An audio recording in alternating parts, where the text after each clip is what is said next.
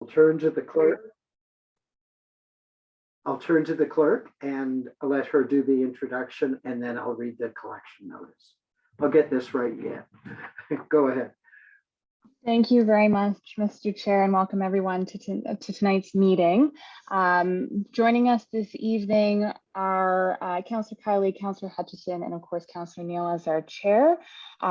Councillor Hill has sent his regrets, and we're still waiting on Councillor Osanik to join us, and she should be shortly.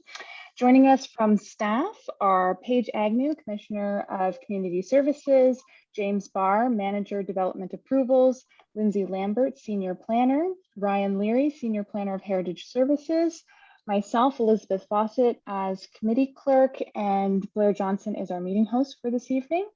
We also have 5 applicants and agents who are here to speak to the application this evening, as well as 26 members of the public at this time. So, Mr. Chair, I will turn it back over to you to get us started. Thank you very much. I'll read the notice of motion, notice of collection, and then we'll get the meeting started. Personal information collected as a result of this public meeting and process is collected under the authority of the Planning Act and will be used to assist in making a decision on this matter. All names, addresses, opinions, and comments may be collected and may form part of the minutes, which will be available to the public. Questions regarding this collection should be forwarded to the Director of Planning Services. The purpose of public meetings is to present planning applications in a public forum and to give the public an opportunity to make representations in respect to the proposal as required by the Planning Act. Following presentations by the applicant, the meeting will be open to the public for comments and questions. Persons speaking at the meeting are requested to give their name and address for recording in the minutes. Additionally, interested members of the public can email the committee clerk or the assigned planner if they wish to be notified regarding a particular application. No decisions are made at public meetings concerning applications. An exception to this rule is combined reports, which consolidates the public meeting and comprehensive report. These applications are deemed by staff as straightforward and routine. This is not one of those files. No decisions are made at public meetings concerning applications. Oh, sorry, I'm rereading that. Public meeting reports are provided to inform the public of all relevant information. After the meeting tonight, staff will be considering the comments made by the public in their further review of the applications. When this review is completed, a comprehensive report will be prepared making a recommendation for action to this committee. The recommendation is typically to approve with conditions or to deny. This committee then makes a recommendation on the applications to City Council, who has the final say on the applications. Following council decision, notice will be circulated in accordance with the Planning Act. If a person or public body would otherwise have an ability to appeal the decision of the Council of the Corporation of the City of Kingston to the Ontario Land Tribunal, but that person or public body does not make oral submissions at a public meeting or make written submissions to the City of Kingston before the bylaw is passed, that person or public body is not entitled to appeal the decision. So we will begin by opening up this public meeting, and I will turn it over to whoever wishes to do the initial presentation. Mr. Chair, if I can just jump in before Mr. Keane starts, if Sure. perhaps Ms. Lambert can provide just a brief introduction and go over Absolutely. the notifications. Thank you. Ms. Lambert, the floor is yours.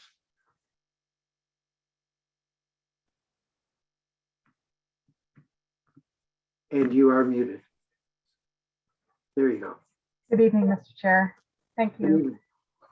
Just confirming that notice has been provided in accordance with the Planning Act as detailed in the public meeting report.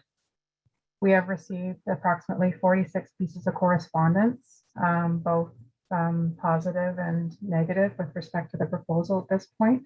Those were received by email. They are included in the agenda as well as the addendum for this evening's meeting. And this is a statutory public meeting held under the Planning Act. The purpose of the public meeting is for the applicant to present their proposal to the public and Planning Committee. The format of the meeting allows members of the public and Planning Committee to ask questions of the applicant regarding their proposal and gives the applicant an opportunity to respond to those questions. As part of this public meeting, planning staff have prepared a public meeting report summarizing the proposal. It should be noted that no recommendations or decisions are being made this evening regarding this report. Planning staff are in attendance this evening to record the questions being asked of the applicant or to address technical questions regarding the planning process. The questions asked by the public and Planning Committee, along with any written submissions, will be addressed by planning staff within a comprehensive report.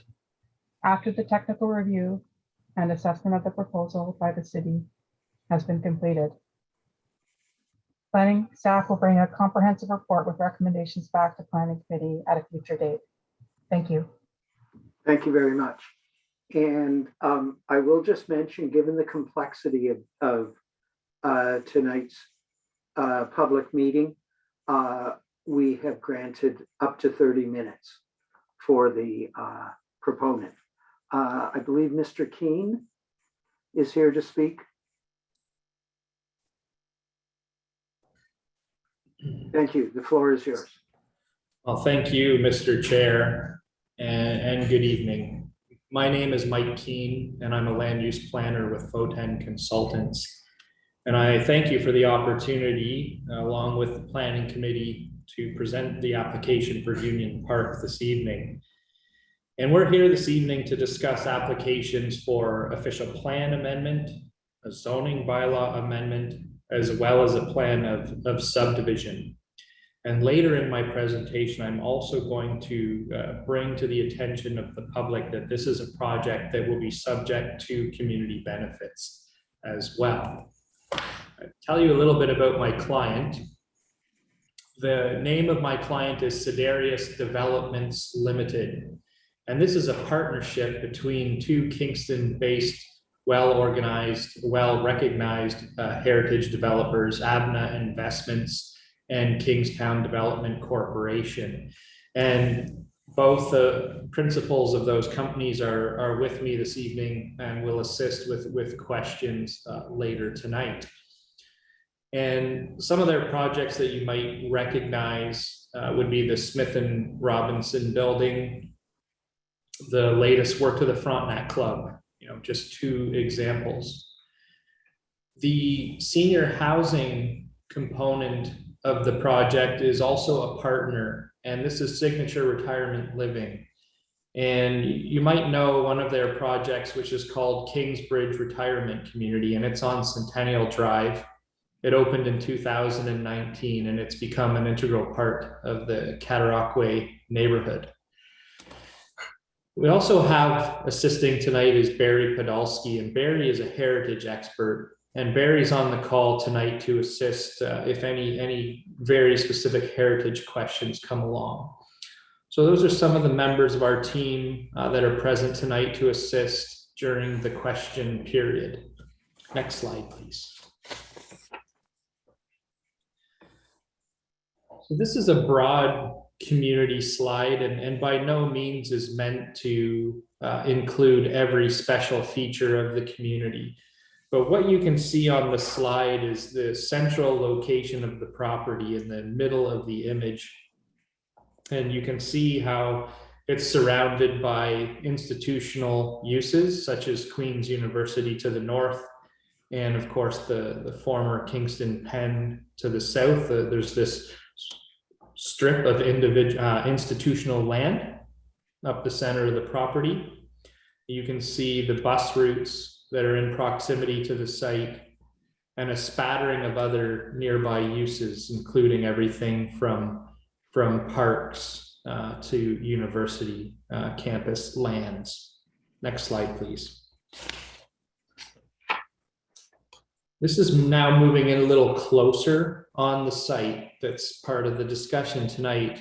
And this is the former Prison for Women building. And the site's located at the southwest corner of Sir John A. Macdonald Boulevard and Union Street. It's a very large site.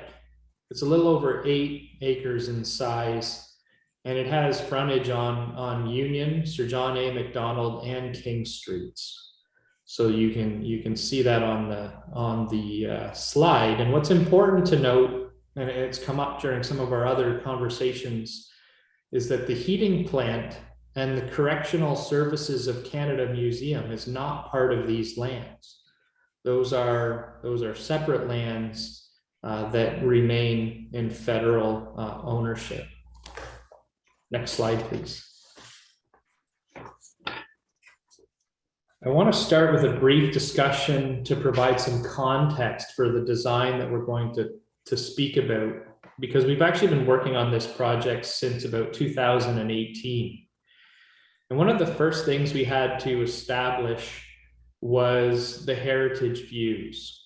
And, you know, we know that the building has heritage value, but beyond the value of the building itself, there are various points throughout this community that also have heritage value. And as part of the bylaw, we knew it was important to protect heritage views. So our heritage experts actually figured out where those views were. And that's what you can see on the screen with the series of black lines. And you can see both near views and far views. And out of those views, they really triangulate the land that is available for development. And that was one of the starting places of where we started to look at this development to figure out where additional buildings could be added to the property. And you can see from the notes that are included on the slide that we have this principle of gentle intervention with respecting the former Prison for Women building, you know, great distances, a lot of open space on the land, which I will speak to in more detail shortly. Next slide, please. Leading from the heritage investigation, we started to explore height. And a big aspect of exploring height was related to the open space elements of the design that were so critical. And so as we worked within those heritage sight lines, we started to develop a boxed up form to start to predict appropriate heights and setbacks for the site. And this was done very early on in the process, recognizing that it's a site that's been really underutilized for about 20 years. There's been some activity on the site, but not a lot. So it's been a site that's been open and not very busy for over 20 years. So when you bring that all into play, it starts to shape what the development might look like. And so the two images that you see on the screen, the top image is an aerial view looking down and looking across the site toward the Olympic Harbor. And the image at the bottom of the screen is from Gardner Street, and it's looking up at the senior housing building. So that's just to give you a sense of what some of the goals were when we were working on defining appropriate heights for the site. And all of the buildings that are proposed are 10 stories in height. Next slide, please. This is a peer planning side. there are two documents primarily that guide development in the city of Kingston, both the official plan and the zoning bylaw. And what you see on the slide is the existing designation of the property, which is the pink color. And that is showing that the site is an institutional designated property. And you can see the types of uses that are intended in that use: post-secondary institutions and hospitals and care facilities, correction facilities. So you can see how this is a long-standing use that's been in this area of the city, and that's why it's been designated institutional. Next slide, please. Replicating the policy, the zoning regulates how that policy is actually implemented. And so this area of the city has institutional zoning, and it allows a range of educational and medical uses. The current zoning of the site only allows institutional uses. So the two documents I just discussed are a big reason we're here tonight, because to change to a mixed use, we need both an official plan amendment and a zoning bylaw amendment. Next slide, please.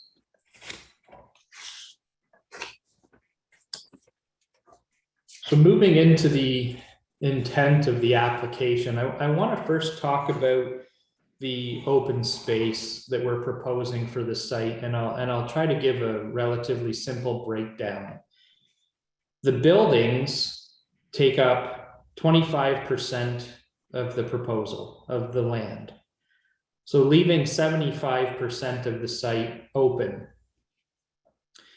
56% of that 75 would be landscaped open space, sidewalks, parks, all of your pedestrian side of things, while the remaining roughly 18.5% would be the local roads that will connect the development.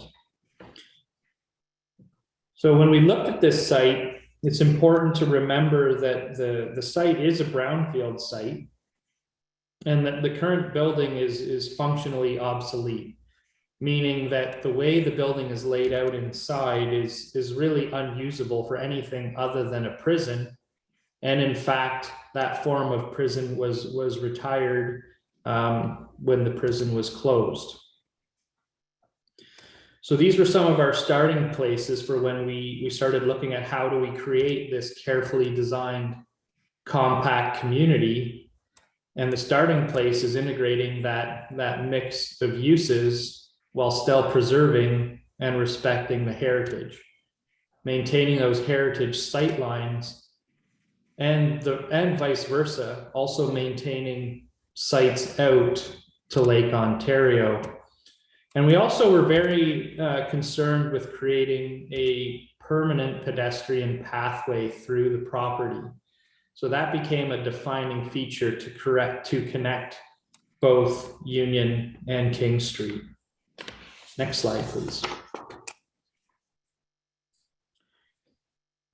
So you can see on this slide, which is a clip of the site plan, how some of those elements start to come together. And you can see with the 8-acre site what it looks like, with the buildings that would surround the former prison building. And you can see those heritage sight lines have been drawn onto the site plan to show those critical heritage views that form the foundation for the site plan. Next slide, please. I'm going to speak to each block specifically.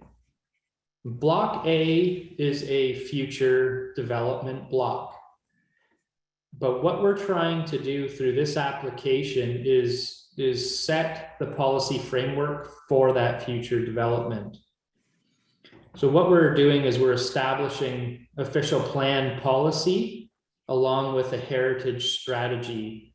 And those two documents combined would influence a future zoning bylaw amendment to this block that doesn't actually have a building proposed on it.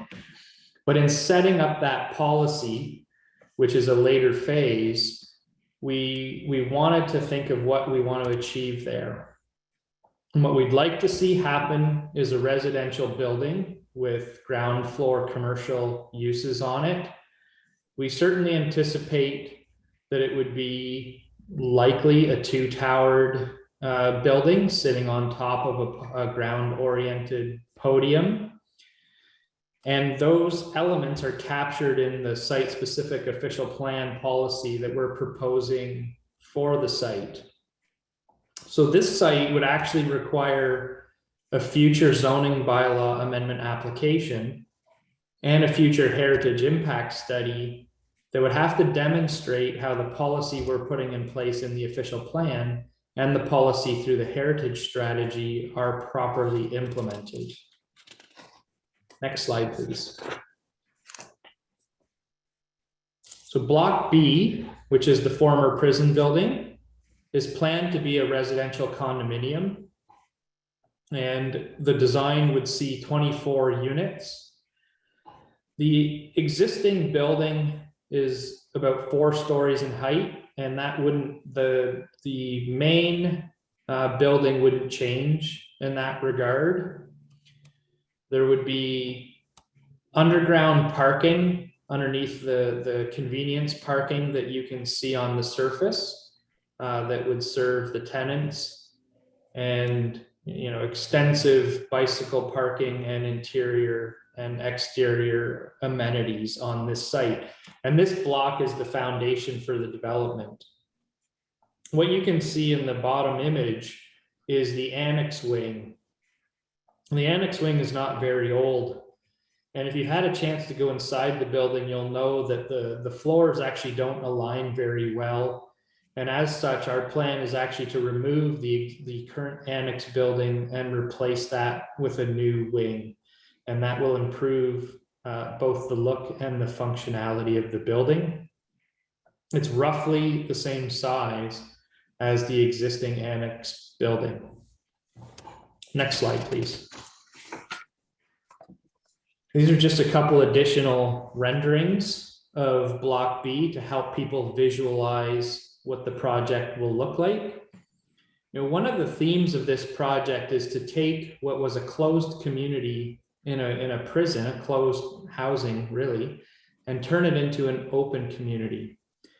And so in going through this transition, there are pieces of the building that would be removed, a couple of steel additions. The building would be restored.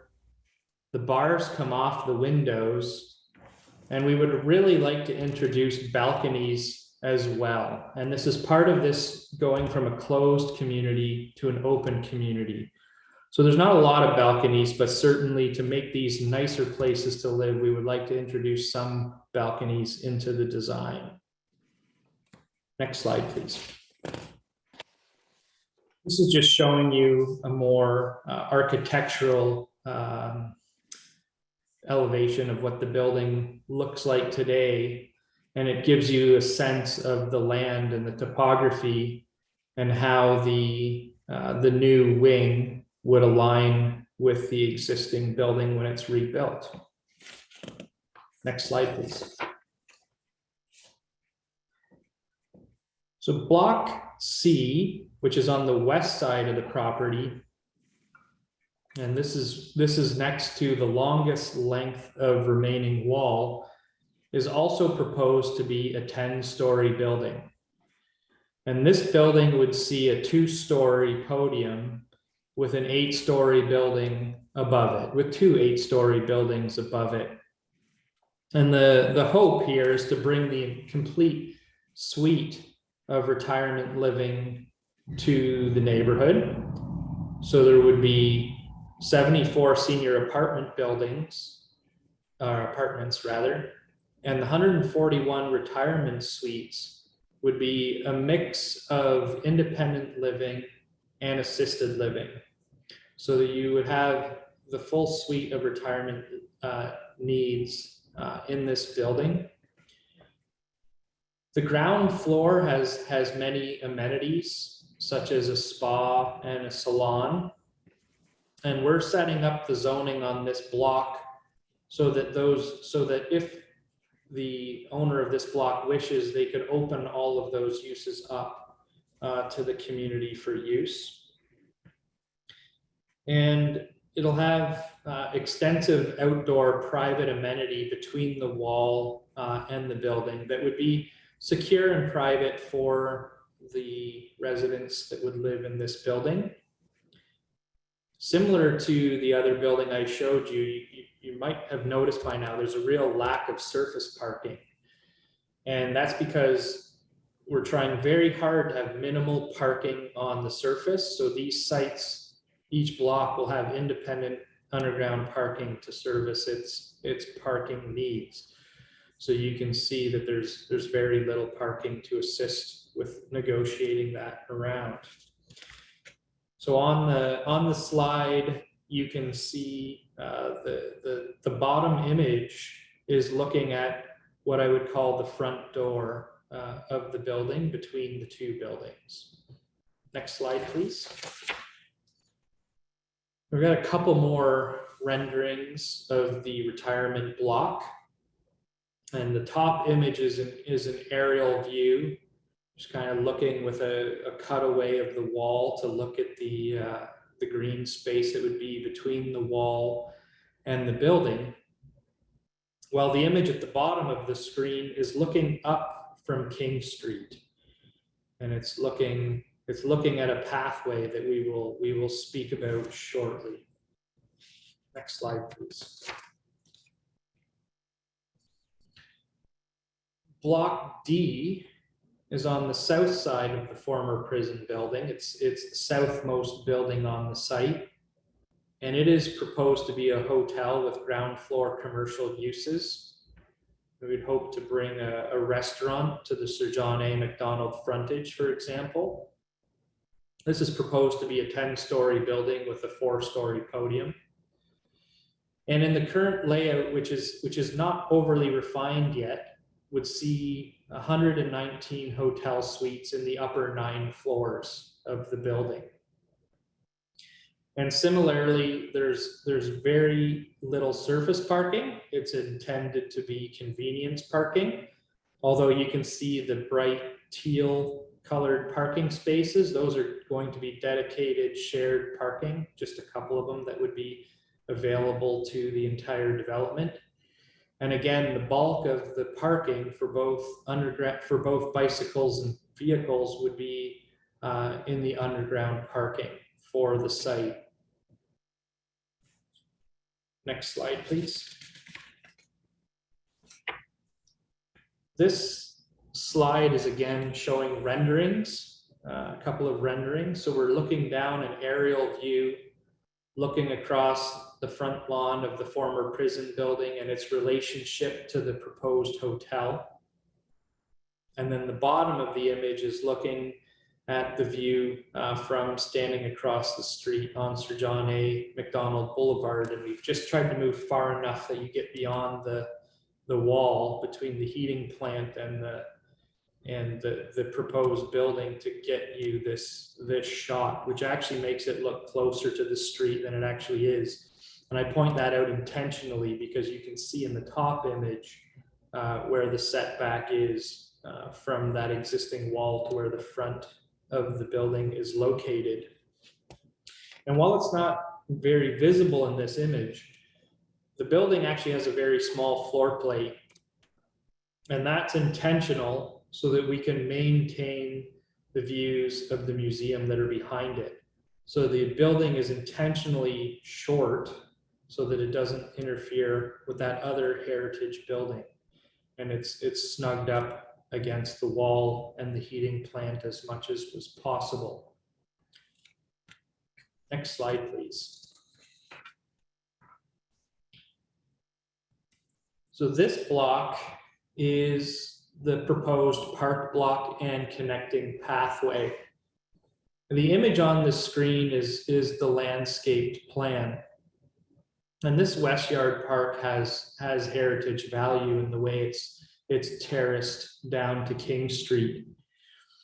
So this park is something that will be available to all of Kingston. to the broader Kingston community, and it will certainly provide amenity for those that eventually and hopefully will live on this property.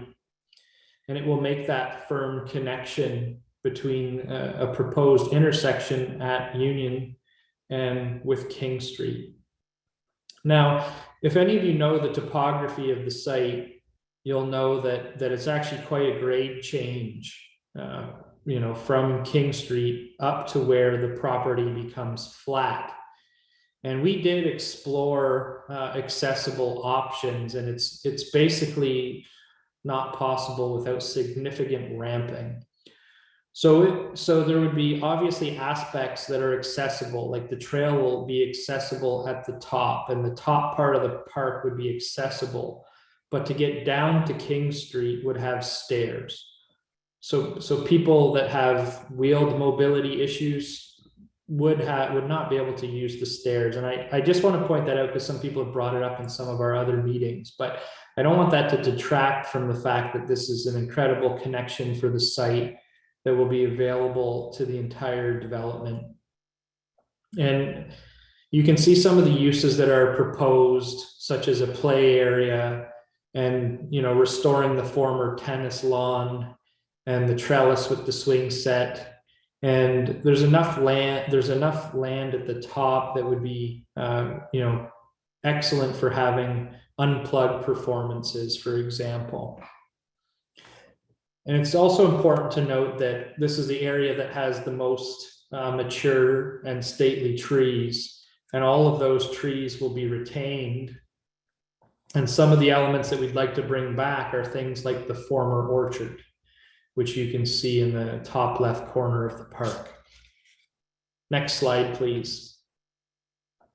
So this again is a repeat of the image that I previously showed with the stairway connecting to King Street. And the image on the right is the site plan image. So this is showing the lot fabric that we will create to permanently create this block. And I'll be discussing that momentarily as well. Next slide, please. I'm just going to touch on these items briefly because sustainability is a very important factor for my client. And you can see that I've just really focused on 4 elements of sustainability, by all means, not everything. And you can see on the list some of the initiatives that are planned related to water savings, energy savings, reducing carbon, and sourcing of the actual materials that would be part of the site. So I just bring that to your attention to have a look. Next slide, please. Moving into the more formal side of the application, when applications such as this take place, City of Kingston staff require a number of studies to evaluate the development. And the list of studies that you see on the screen are available through the city's website, which is called Dash. But we have also maintained a website for this development, which is unionparkkingston.ca. And all of the reports are also available there for you to download and review. So it gives you a sense of the complex nature of an application such as this. There are items from servicing to traffic to very technical studies like wind and snow load. Obviously, one of the most important studies for this development has been heritage, urban design, and shadow analysis. Next slide, please. So as I started the application, we're here to discuss the fact this application needs an official plan amendment. Excuse me, you have 5 minutes left. Okay. The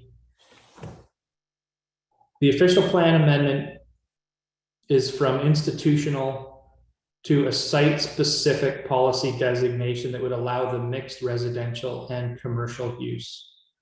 Next slide, please. This is just listing some of the site-specific policies that would be implemented. And you can see from the list, there's the visual compatibility is going to be built right into the policy. Next slide, please. Following along with the official plan amendment is the zoning bylaw amendment, and there would be site-specific zoning for each block. And we do that to shrink wrap the design. So there are zoning very specific to the built form that we have proposed. Next slide, please. The other component is the draft plan of subdivision. So all the blocks I've been referring to are actual blocks on a plan of subdivision. And the roads are integrated as part of the plan, but these are not municipal roads. These are roads that would be maintained by the development. So I know that's a question that may come up later. So those blocks would be responsible for maintaining and keeping those roads safe. The development would actually own the park and put a layer on top of it that allows that public use registered with the city. Next slide, please. I said I would briefly talk about community benefits. Because this project is taller than what the E2 zoning would allow, and the city will be requiring this site to offer community benefits, and they will have a future public meeting to do that. And you can see that policy highlighted in the official plan there. Next slide, please. So I've got just 2 slides to go. This is just a summary, in my opinion, regarding this development being good land use planning.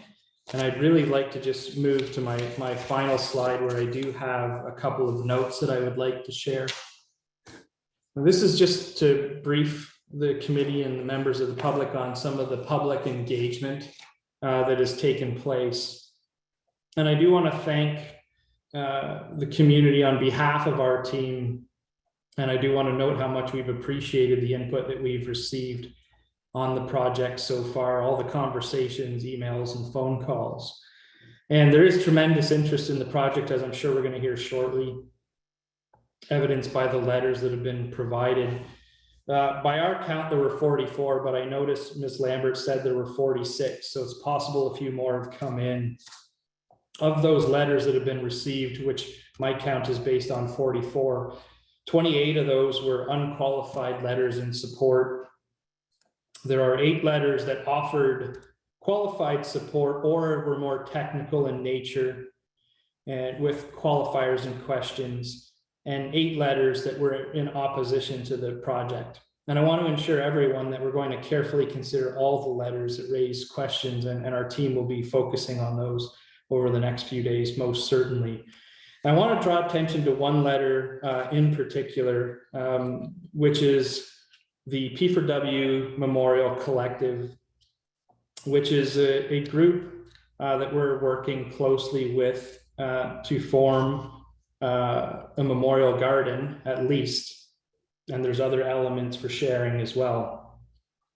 So at this point, we haven't had the chance to speak with their legal advisor, and we've only just read his letter recently, but he's touching on a long series of the collaborative discussions and meetings that have been had with the collective.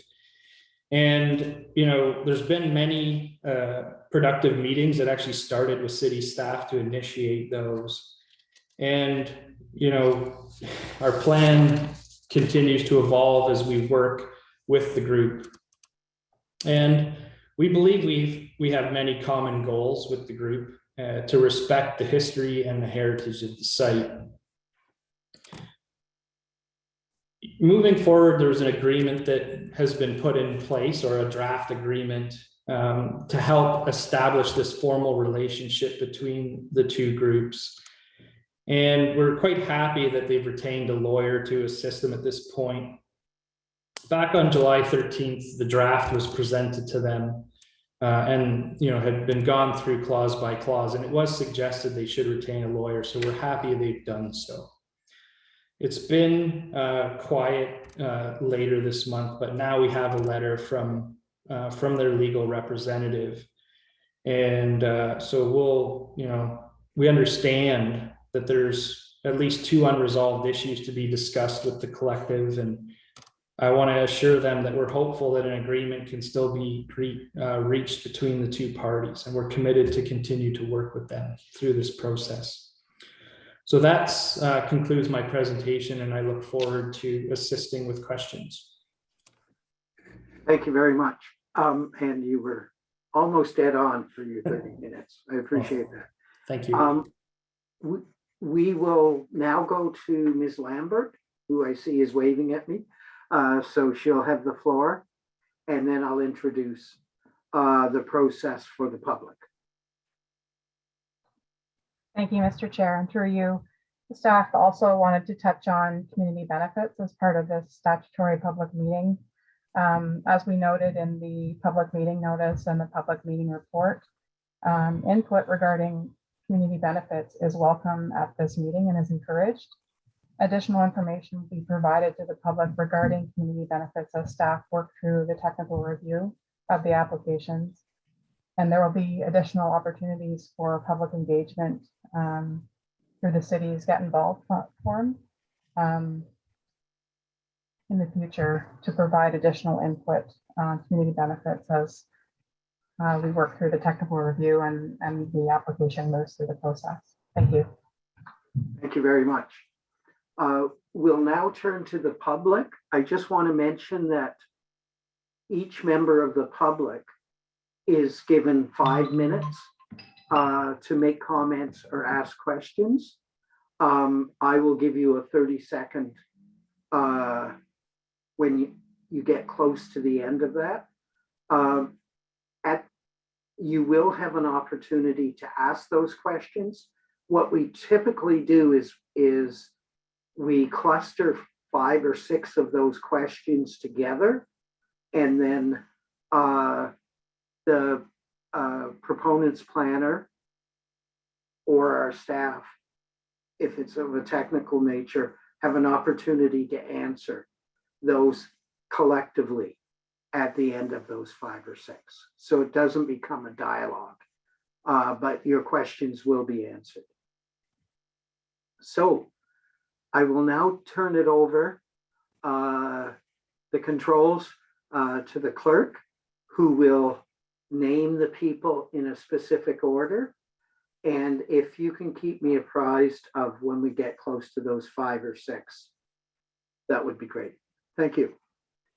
Thank you, Mr. Chair. And through you, before we get started on the list, as I see we have a couple hands raised, I wanted to let you know that we do still have 30 members of the public with us this evening. For those who wish to speak during the public portion, we ask that you raise your hand in Zoom. This can be located in the center of your screen when you move the mouse over the Zoom window. For those who are joining us via phone, you will need to press *9 in order to raise your hand. So, Mr. Chair, we are going to start with Senator Kim Pate. Thank you very much, and thank you to all of the councillors. It's my pleasure to appear before you and to speak in support of obviously the retention of the prison for women, but also to talk a bit about some of what I hope you will consider as you make your decision going forward. As you know, this portion of your deliberations has to do with whether you change the land use, as has just been ably presented by council or by the representative for the proposed developers. Part of that is changing it from institutional to residential use and mixed use, as you know. But oftentimes when you're changing from institutional use, it is because you're looking at an educational facility, a hospital, some other kind of public, federal, provincial, or municipal government building. In this case, we're talking about a particular heritage, which, as all of you, I'm certain, will be familiar based on the heritage designation that took place in 2007 of the only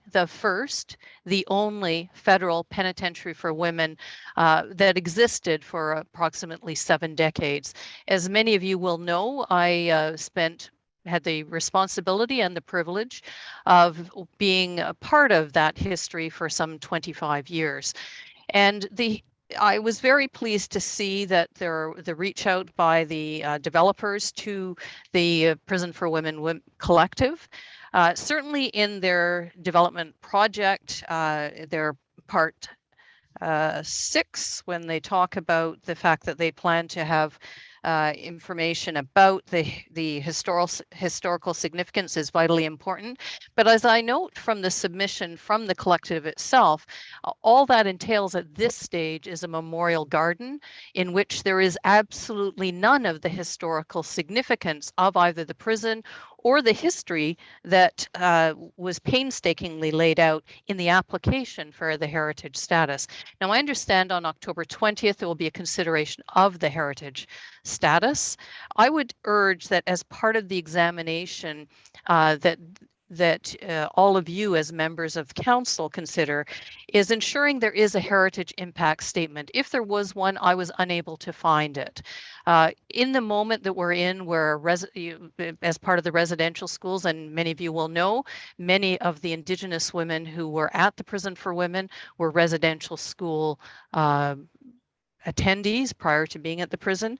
We also know that there were some women who died there, and for a period of time there were burials taking place. I don't know if that designation or if the examination of the land with respect to bodies and graves, unmarked graves, has been undertaken, but I recommend that as part of the heritage impact statement, that be examined, as well as key to the development in accordance with the heritage application that was put forth in 2007, that the considerations that are being proposed by the Prison for Women's collective be taken into account. In particular, they have indicated they would like to have a space to display things like the materials that were fundamental to the history of the Prison for Women, everything from artwork to historical documents, and including, I have offered much of the collection you can see behind me, if you can see it. I'm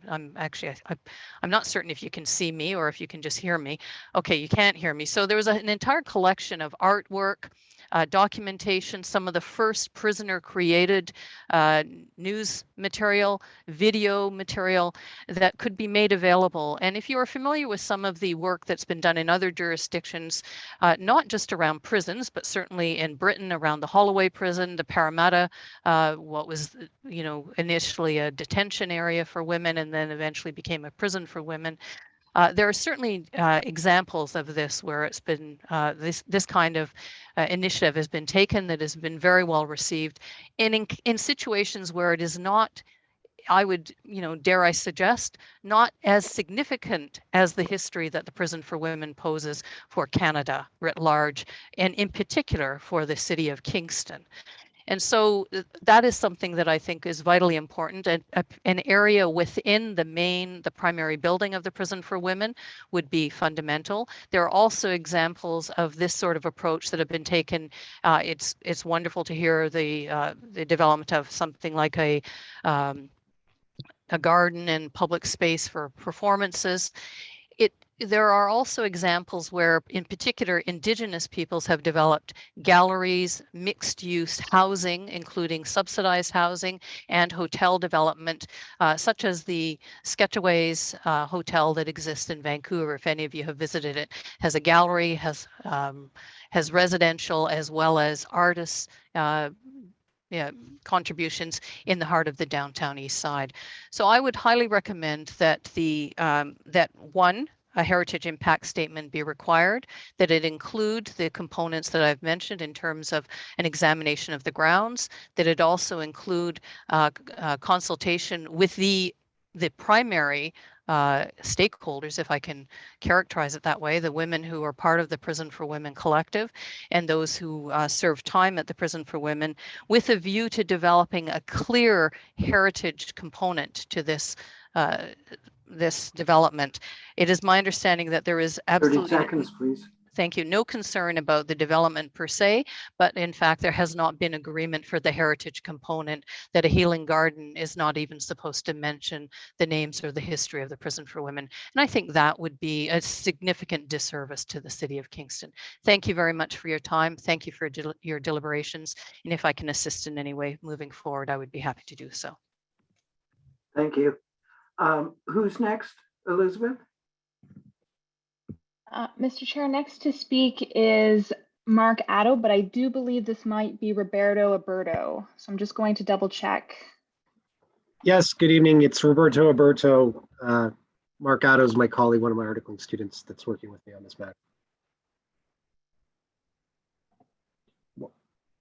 Oh, I'm not hearing now. The floor is yours. Thank you, Councillor Neal. So I'm here tonight to speak on behalf of two sets of clients, and I know I'm restricted to 5 minutes. And you'll also hear from my clients as well.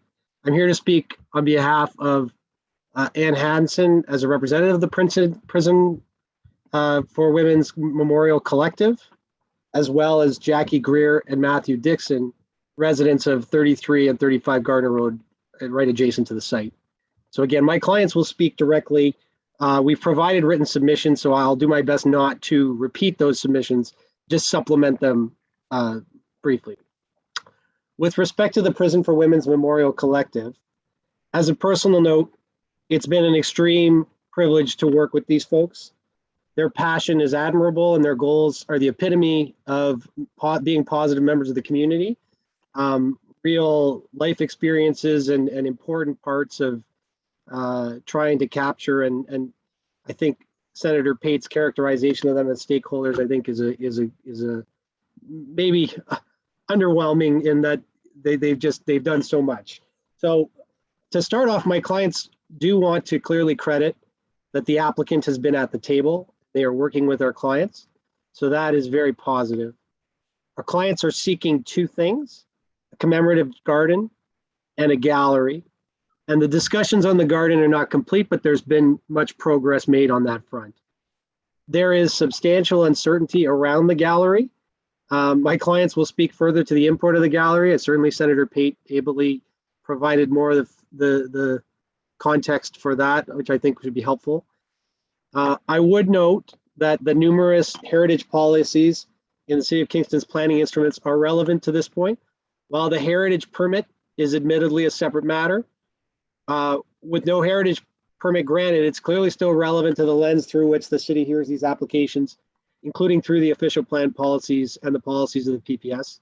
So I do implore planning committee, city staff to continue to ensure that lens is on this entire application. So again, my clients will provide more context about their concerns and visions, but I just wanted to ensure that planning committee and city staff are alive to these issues.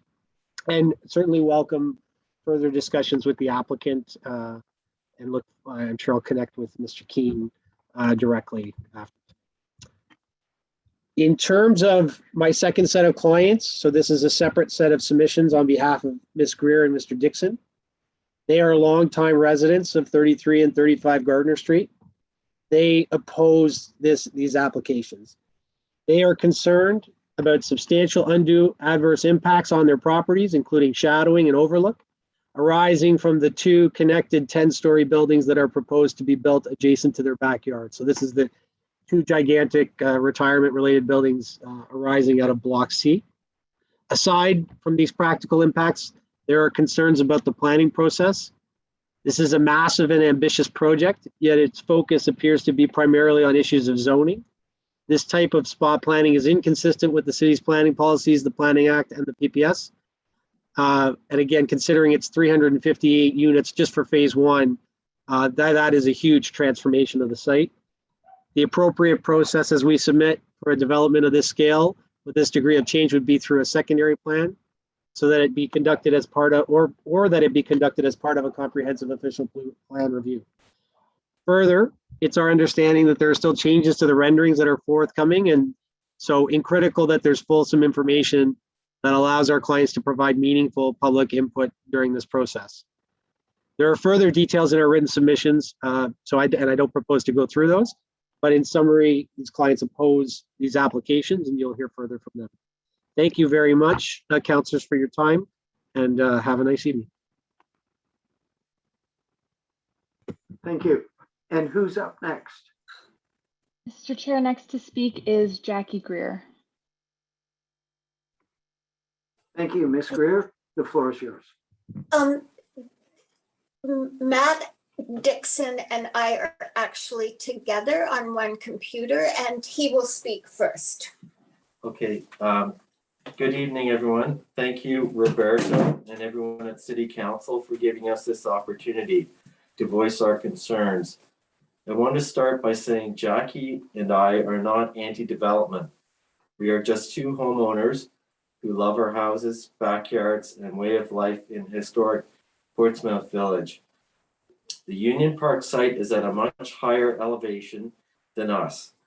Therefore, the 10-story seniors apartments, Block C, will appear to be almost 12 stories high, with approximately 8 stories above the existing prison for women wall, looking down on us. Along with the loss of privacy, we would lose the morning sun in our east-facing windows and backyards, and even the west side of Gardner Street would be shadowed. This would make it a lot colder in the winter months with the loss of solar gain. Also, not being able to see the eastern sky day or night would have a negative effect on our mental health. We speak for our partners and co-owners, Maggie Lacey, David Greer, and for our neighbors who feel the same way. Thank you. Hello, I am Jackie Greer, Matt's neighbor to the south, and I am in agreement with his previous comments. As Matt has indicated, our lot ground levels are much lower than the grade level of Block C, approximately 30 feet lower, a 2-story difference in elevation. Also, I would like to point out the specific east-facing window configuration of 33 Gardner Street. The house has a total of 9 east-facing windows, which will be adversely affected by the 10-story proposed height and placement of the Block C buildings. Speaking specifically to 33 Gardner Street, our backyard solarium-style addition sits on ground level with 5 floor-to-ceiling length windows measuring 64 inches by 34 inches, 3 of them facing east. The main floor has 2 east-facing windows, a very large one over the kitchen sink, measuring 46 by 36. And the second floor also has 3 large east-facing windows, 48 by 32 inches. You can visualize 33 Gardner Street is filled with morning sunlight. The shadows of Block C will prevent this natural light from showing into all of these 9 windows year-round, especially late summer to late spring. Thank you for listening. Thank you. Who's next, Madam Clerk? Sorry, Mr. Chair. We don't currently have any hands up. I do know that Mr. Gerritsen had wanted to speak. I'm just going to see if he is able to unmute himself. I believe. Yes, can you hear me? Yes, we can. Okay, thank you very much. And first of all, let me say that as a lifelong resident of Portsmouth, at least that's where I was brought up, and my sister still lives there, I'm fully familiar with the site, and I have visited the prison for women as well in various capacities over the years, including dressing up as Santa Claus for Christmas one year when I was mayor of the city back in the 1980s. I've been involved through both my work in government, both provincially and locally, as mayor of the city, as well as a lawyer in dealing with developers over the last 50 years. And I've come to the conclusion a number of years ago that the most important thing about any development is whether or not you trust the developer that's going to do the work. The Doornkamps, in my view, have an excellent reputation in the city with the kind of work that they've been doing. About 25 years ago, maybe longer ago than that, they did the woolen mill property, an old dilapidated building, and have put it into a beautiful office complex with a restaurant as well. More recently, they've done the S&R building, which I think is only about 5 or 6 years old, that they've renovated and restored it with office space, with the restaurant, and with other various facilities downstairs. So as far as the quality of the builder or the quality of the owner is concerned, they are top-notch. And to me, in all the years that I've been involved in any kind of government work or private work as a lawyer, that was always my main concern. Can you trust the developer in delivering what he is saying he's going to deliver? So my first question of the developer, and I've met with the Doornkamps, by the way, just recently, is how much of this development are they actually going to be doing themselves? Are they simply going to do the Prison for Women heritage property? Is that their main goal? And are they going to sell off the other proposed buildings that they're proposing for the site? Or are they going to develop the whole property themselves? It is a much larger project as far as I can see than anything they've done before. So I think that's a crucial question. The most important question is, do you trust the people that are going to do the work? So I think this is a very legitimate question to ask of the Doornkamps. My guess is that they're going to do a fair amount of work on the old Prison for Women itself, but that probably the other parts will be sold off to other developers or builders, etc.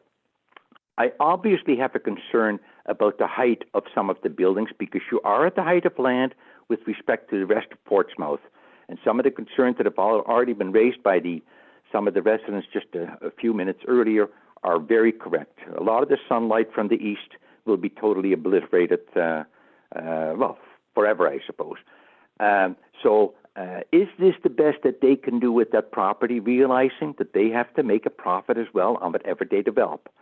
I'm absolutely convinced that they will do so, as far as their own involvement in the property is concerned, of the absolute best quality. But will the other buildings be done of the same quality? So my question to the Doornkamps is, quite frankly, are you going to be involved just in restructuring, rebuilding the Prison for Women, or are you going to be involved with the other buildings as well? And finally, and this issue has been raised as well, I am very much concerned that some of the heritage and historical aspects of the Prison for Women be maintained. It would be great to see a part of a cell block, if not a whole cell block, could be maintained as well as sort of a historical monument of what's the property used for at one time. I understand the notion of a heritage garden and things like that, but what about a portion of the building itself? I think people would be very much interested in it. We can see that with the tremendous interest that there is in visiting the Kingston Penitentiary across the street. People are still going there on a daily basis on tours, etc. And I can tell you that it's probably not going to stop very soon. So I think the project is very imaginative. If they could scale down the project as far as the size of the building is concerned, I'm sure that everybody would feel an awful lot happier. And are they going to do the major portion of the development themselves? And that's a question I think that they should be asked of them, and it'd be very interesting to see the answer. But they are a great developer. They've done well in the city so far, and I trust that they will, whatever they do there, will be of the same quality and respect the area and heritage as the other projects that they've been involved in. Thank you, Chairman Neal. Thank you very much. You timed that perfectly. I appreciate that. Madam Clerk, are there any other hands up? Mr. Chair, we don't currently have any other hands up. If you'd like, we can go to answers and come back for a final call. Yeah. I do see a couple hands now that we're saying that. So if we want to do some answers. Yes, let's answer those questions already asked. And then we'll come back for a second round for those with hands raised. All right, thank you again, Mr. Chairman, and thank you for those comments that we've received so far this evening. I want to assure you that all of the comments received are very helpful. I know they're helpful to committee and staff, but they're also very helpful to the development team. So I'm going to answer a couple of questions, and I'm actually going to let Nate Dornkamp specifically address John Gerritson's questions. So I will start, and then Nate will follow up on that. So first, to some of the points raised by Senator Pate, I do want to ensure her that all of these blocks will require heritage impact statements. So we've prepared a heritage strategy that we hope will help to shape those heritage impact statements that will be required. And we certainly agree with and appreciate the importance of involving the collective with those discussions.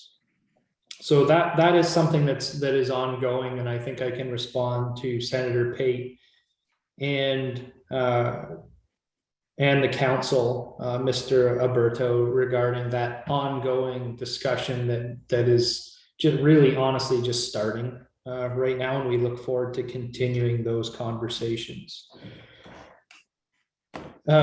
In response to comments provided regarding opposition and concern, and I do appreciate that this is a large project and it is change in this neighborhood.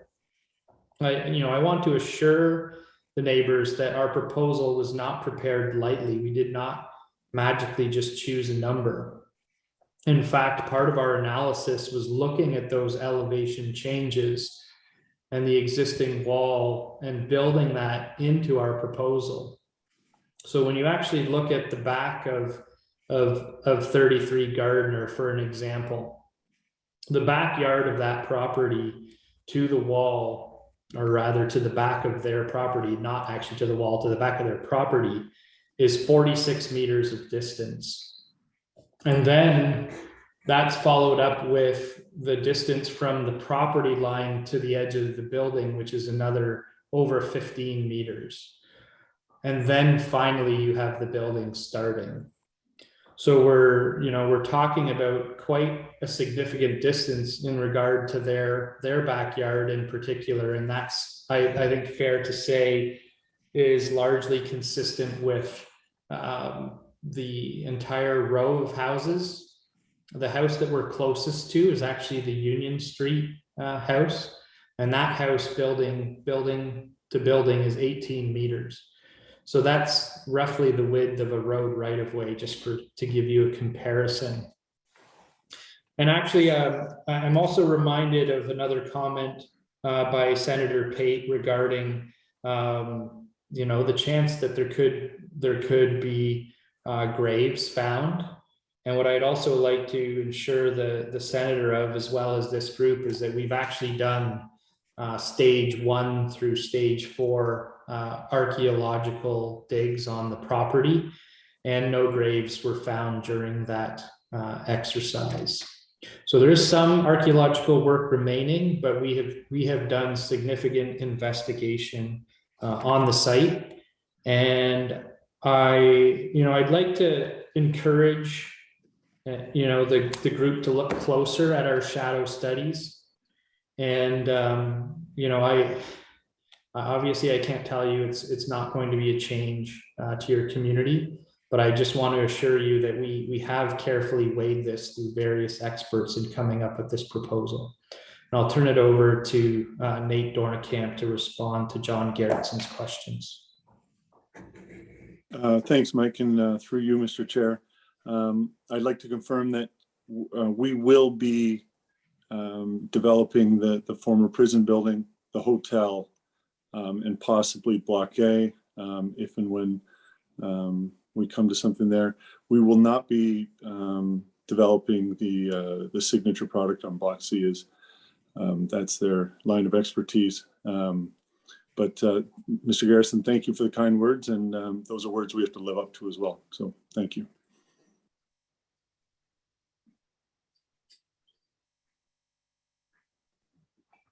Great. Are there any other questions that anybody would like to address? Seeing no hands, I will return to the clerk, and the floor is yours. Thank you, Mr. Chair. Next to speak is Ann Hansen. Ms. Hanson, the floor is yours. I was in the prison for women for about 7 years and am involved with the Prison for Women Memorial Collective. Since we first met Nate Dornkamp at City Hall in 2018, he has consistently reassured us that he supports having a memorial garden on the Prison for Women compound. Since that time, Sidarius has been unwavering in their support. Although the relationship between Sidarius and the P4W Memorial Collective has been positive and collaborative, our request for a small room, anywhere between 12 by 12 or 15 by 15, in which women's art, writing, and films can be viewed by the public, has been categorically turned down. We have coined this room the gallery. We're only going to present arguments here for the gallery because it will contribute to a greater understanding of the intangible heritage features of the Prison for Women, which was the only prison in Canada for federally sentenced women for 65 years. The gallery will create context for both the lives of these women, as well as contribute to the heritage value of the Prison for Women, thereby creating a meaningful and unique character for the local community living in the shadows of such important heritage buildings as Kingston Penitentiary and the Prison for Women. We intend to contact the families of the women who died in the Prison for Women to get permission to exhibit their art and have their names on a monument or stones in the garden, the memorial garden, that is. Without their permission, we will not put their names in the public arena. It is inconceivable to imagine honoring the heritage features of the Prison for Women without referring to the women who lived behind these walls.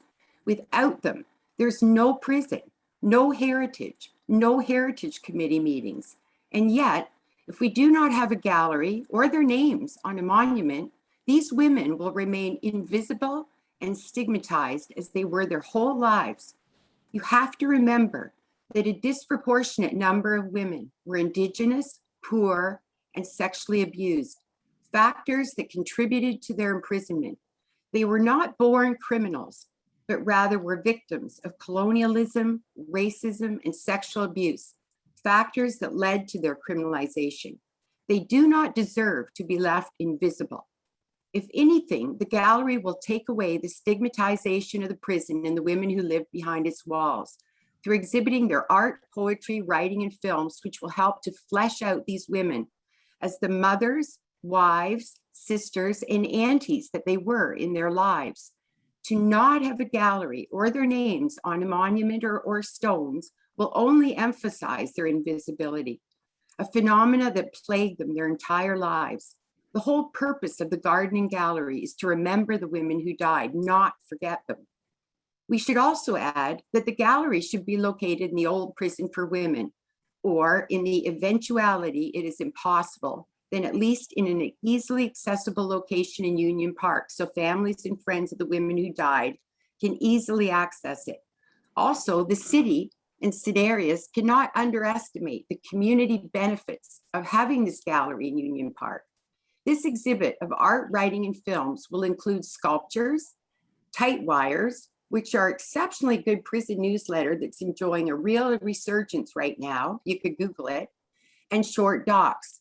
These exhibits are positive, creative, and will be of interest to the citizens of Union Park.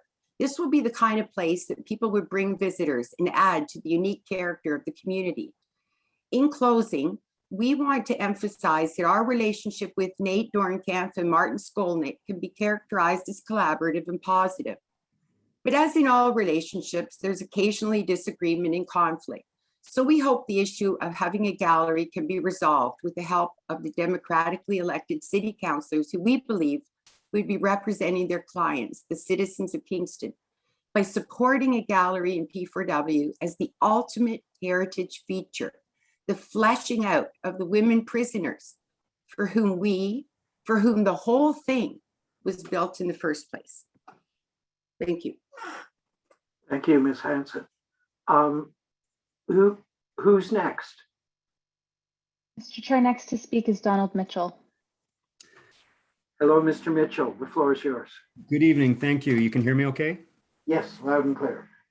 So I just have one question, but I thought I would just raise a few things on my way to that one question. So oftentimes in the public, we're surprised by development proposals, but if you recall the 2013 Queens Campus Master Plan, it contemplated a lot of development like this, including 4 to 16-story development on the site.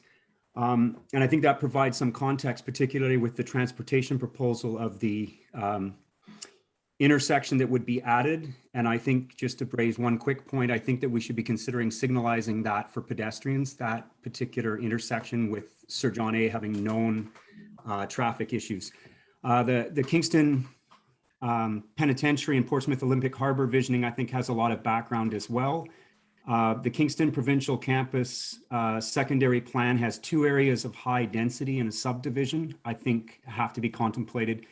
The Central Kingston Growth Strategy density indications for Portsmouth and Johnson, I think, have to be considered. I think the heritage character area that could someday be proposed as a future heritage district has to be considered. And all this boils down to basically, as other people have raised eloquently in all their various submissions and letters, transportation, density of the housing, and I think the whole commercial viability or the viability of the area really needs to be looked at. And that to me is a secondary plan. So it's interesting that with the Wellington Street extension, out comes the North Kingstown secondary plan, where a lot of strategic ideas and people came together and we really looked at the whole area holistically. So I think I'll stop there. I'll just mention one thing, which is there were a number of things in the Portsmouth Olympic Harbor visioning with Kingston Penn that talked about transportation. And one proposal was that we might even look at King Street and whether or not routing traffic on Union purposefully, maybe making King Street one way, adding an extra roadway through the Portsmouth Olympic Harbor site, et cetera, et cetera. There's a lot of density coming to that area, and traffic, I think, will be an issue for the area, and I think it should be looked at in a larger picture. So the question is, will the city be undertaking a secondary planning exercise for the area from sort of Western Sydenham District, Barence's kind of area, all the way over to St. Lawrence College, and look at this whole area and what it can do and how it can grow? And I guess that would be a question for all of you councillors, but it also maybe for Commissioner Agnew or someone, which is, I understand this application is for a single site, but I think there will be concern, and rightfully so, in the community. Are we developing this area to its fullest potential? Thank you for your time. Thank you, Mr. Mitchell. Any other hands up, Madam Clerk? Thank you, Mr. Chair. We don't have any further hands. Perhaps we could do a final call before going to those answers. So if there's anyone else that wishes to speak at this meeting regarding this application, if you could please raise your hand in Zoom. Again, that's located in the center of your screen. And Mr. Chair, we do have another speaker, Kathleen Volbrecht. I apologize for the pronunciation. The chair, if you unmute yourself, the chair is yours.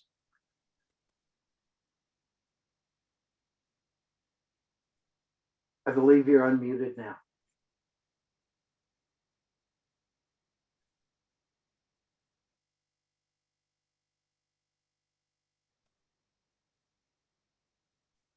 Perhaps there seems to be some technical issue there. Perhaps we can go to the answers and we'll return to Kathleen if she's able to get the sound up and running. Okay, thank you.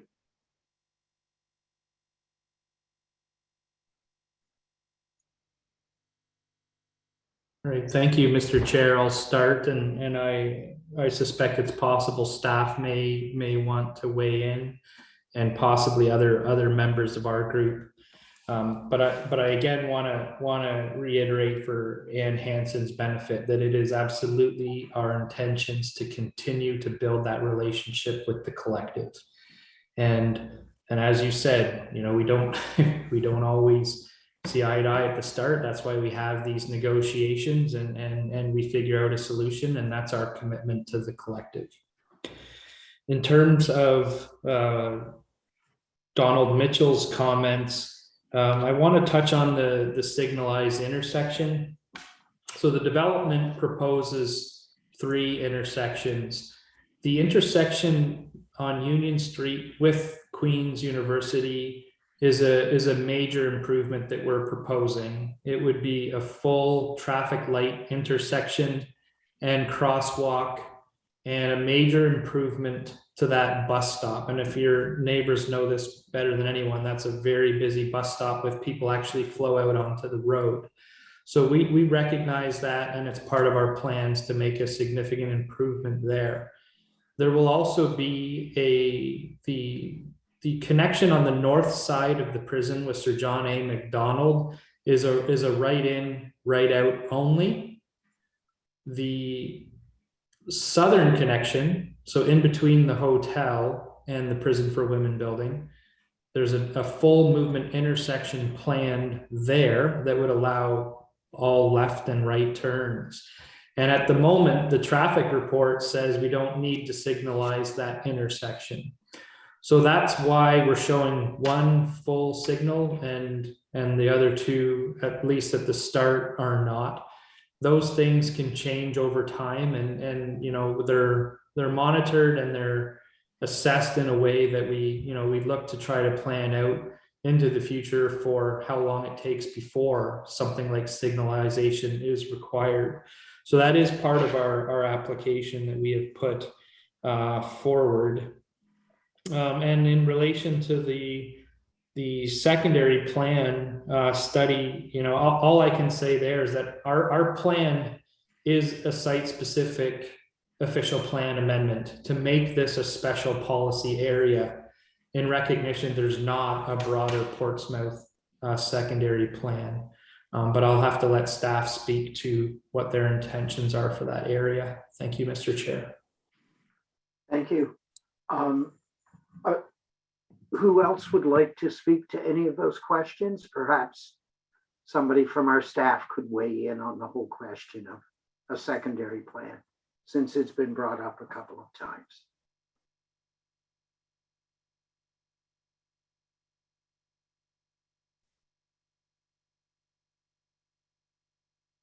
Yes, Mr. Barr. Good evening, everyone, and through you, Mr. Chair. We've been considering the question raised tonight. I think it's been raised several times as to whether or not we were considering a secondary plan for this site or for the general area. In considering the policies and directions under the official plan on Schedule 13, which kind of forecasts out future planning considerations for the city, this area is part of a future planning study area for the near campus neighborhoods. However, there is a distinct different marker on this map which indicates it as a future, which indicates future secondary planning areas like North Kingstown, areas like Kingston Center, and this area is not contemplated long-term for a secondary planning exercise at this time. City staff, when considering all the conversations that we had with the applicants leading up to the submission of the application, didn't put forward the idea for a secondary plan, but we did put forward the idea for the plan of subdivision zoning bylaw amendment and official plan amendment that would contain a site-specific policy, which would help guide the long-term transition of this property. So staff did deem it appropriate to accept the site-specific application, which will look at this property in great depth and detail as part of the public process. Thank you. Seeing no further hands, I will go back to the clerk, Madam Clerk. If Kathleen has corrected whatever technical issues she had, that would be great. Otherwise, are there any other hands up at this time? Thank you, Mr. Chair, and through you, I did have a chance to contact Kathleen, and she was not the one who actually has her hand raised. So I'm just going to see if the individual that we've asked to unmute, if they would like to identify themselves, and perhaps we could go from there. Yes, this is Doug Cowie. Could you hear me? Perfect. Yes, Okay. we can. Yes, we can. I live on 50 Arlington Avenue, so I look out my backyard and see the facade of the front of the women's prison. And I'd like to know if the parcel known, I guess, as the phase 4, which is block 1, which is designated for future development, is that going to be included in this approval in the sense that if all of the other phases are approved, that it also is by default approved for future development up to, I would assume, including another 10-story building in that side of the site? That's one question. And then my second question is how long the construction is anticipated to last in the different phases, because I'd like to know how much the noise level is going to affect my street. And if potentially phase 4 begins right after the other 3 phases of construction, whether that's just going to add several more years of construction noise that could affect our road. Those are my main questions. That'd be great if I could hear answers to those. Thank you. Thank you, Mr. Cowie. Where are we at, Madam Clerk? Is that all of the hands? Thank you, Mr. Chair. That is all of the hands. Okay, we will now turn to the planners or our staff to answer Mr. Cowie's questions. I can start, Mr. Chair. Thank you, Mr. Cowie, for those questions. So there are 2 aspects related to Block A that would be approved, or that we're certainly asking, hopefully, eventually to be approved, related to the development. The first aspect is through the plan of subdivision that would establish the block framework. So if the subdivision is approved, that would establish that firm piece of land as an independent block for development. The other aspect that we're seeking approval for on Block A is the broader official plan amendment, which lays that framework like I talked about in terms of establishing the heritage sight lines and proposing, some of the facts like the ground floor commercial use that we would like to see on the site. What will happen at a later date is a further zoning bylaw amendment to actually establish the built form on the site, as well as a heritage impact statement and a site plan approval. And I would expect that the future zoning for that block would be similar to what we've proposed for the other blocks, which I described as being shrink wrapped. So it is zoning that very specifically regulates the built form in the zoning so that the product that is built reflects what the developer said so in the first place. So right now we don't have a building plan. We just have some concepts in terms of what we'd like to see developed on that site. And I was trying to find the timeline on our website because I don't want to misspeak. So I might call on one of the owners to help me out here to remind me of the time frames. And I see Martin's ready to help me with that. So I'll turn it over to Martin.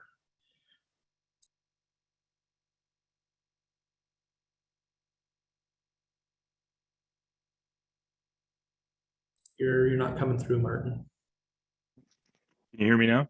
Yes. Okay, sorry about that. Thank you, Mike, and through you, Mr. Chair. The timing for the project is that phase 1 will consist of the, subject to approvals, of course, will consist of the renovation of the heritage property into the residential condominium building, It'll also include the development and construction of the retirement home and the building and construction of the park, the West Yard Park and the connecting pathway.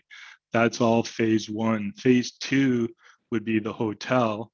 And it's possible, just depending on timing and how the economy approves and how tourism improves, that the hotel could possibly move forward with along with phase one. So phase three or potentially phase two would be block A. And there's, realistically, we're probably at minimum a year away from any sort of planning approvals. Following planning approvals come, the construction.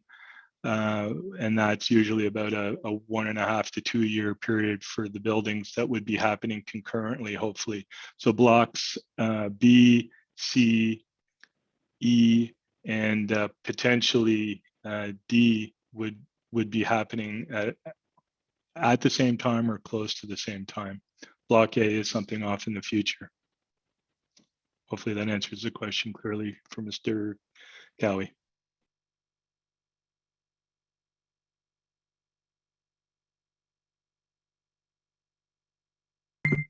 Thank you.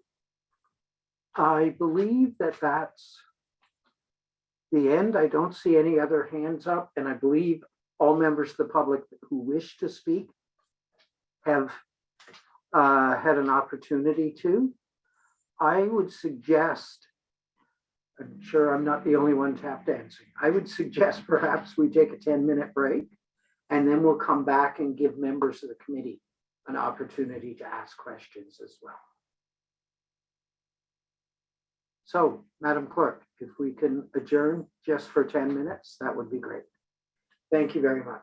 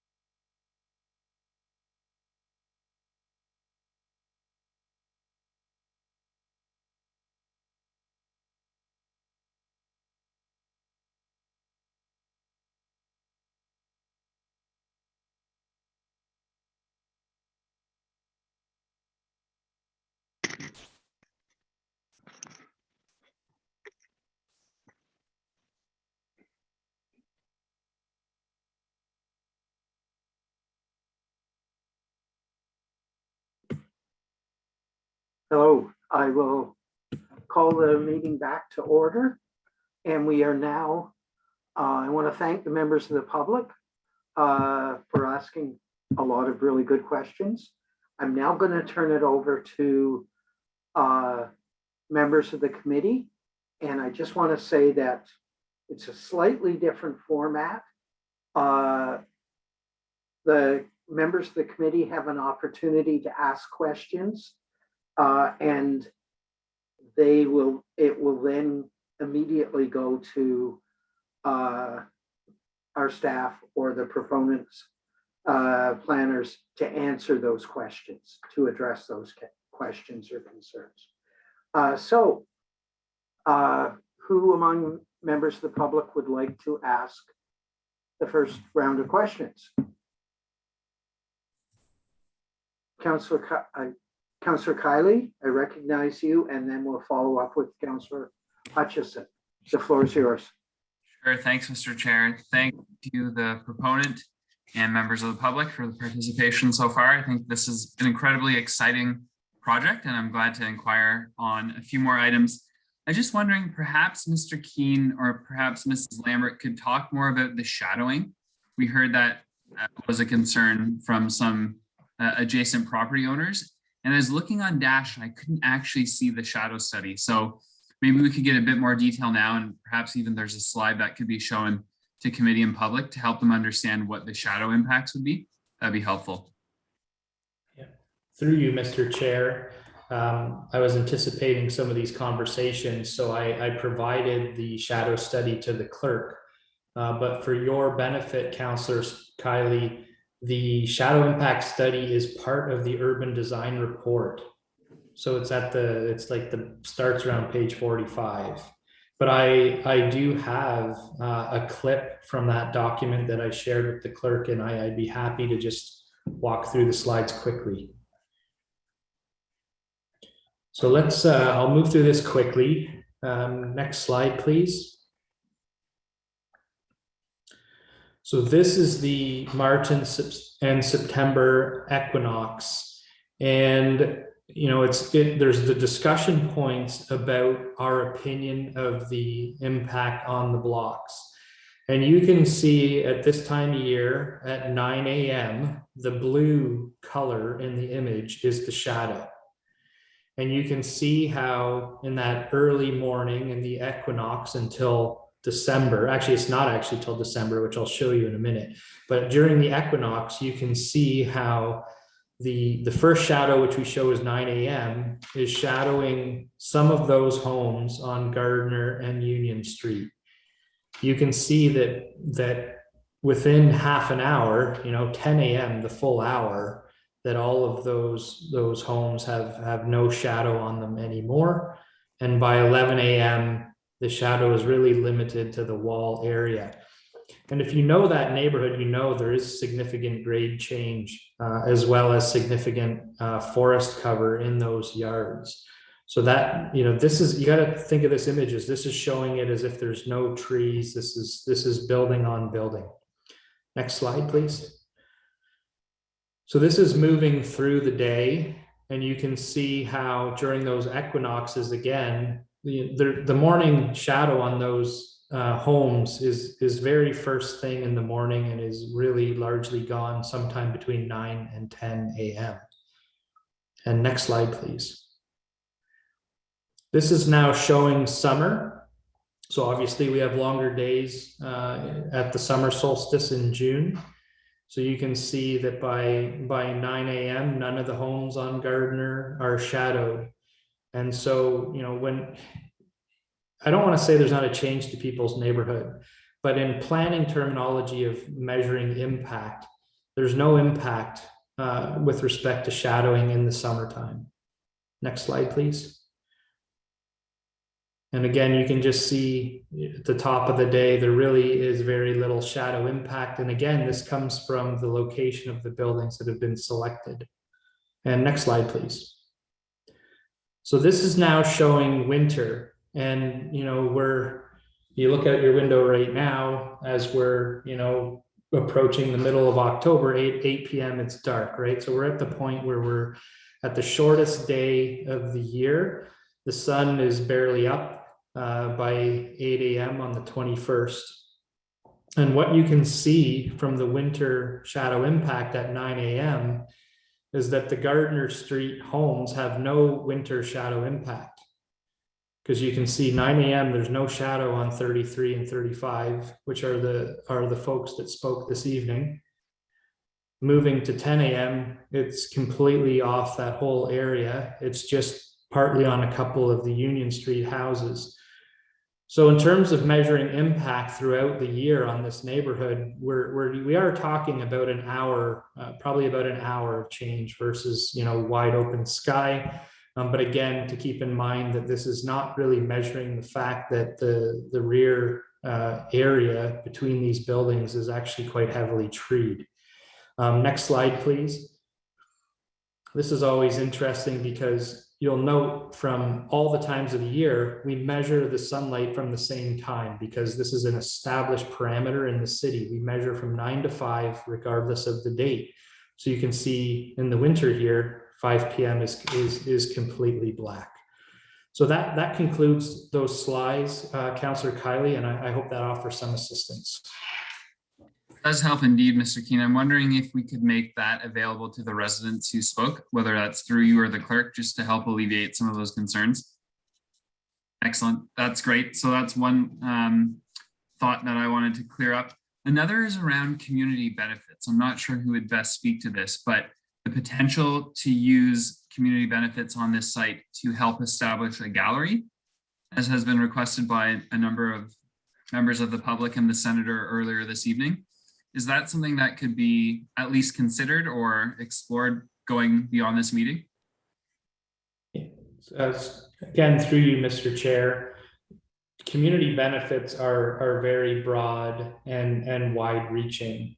And there's certainly no reason that something like a gallery couldn't be a community benefit.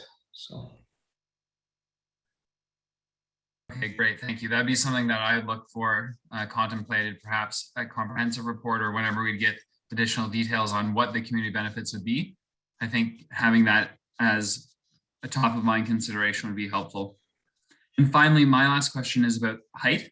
I've had a chance to talk to both the developer and community members, and from my estimation, which is far from scientific, the main concern I'm hearing is about the perceived height. And I think that perhaps because of the gradation of the site, Mr. Keene, as you've said, people feel that plus 10 stories seems high.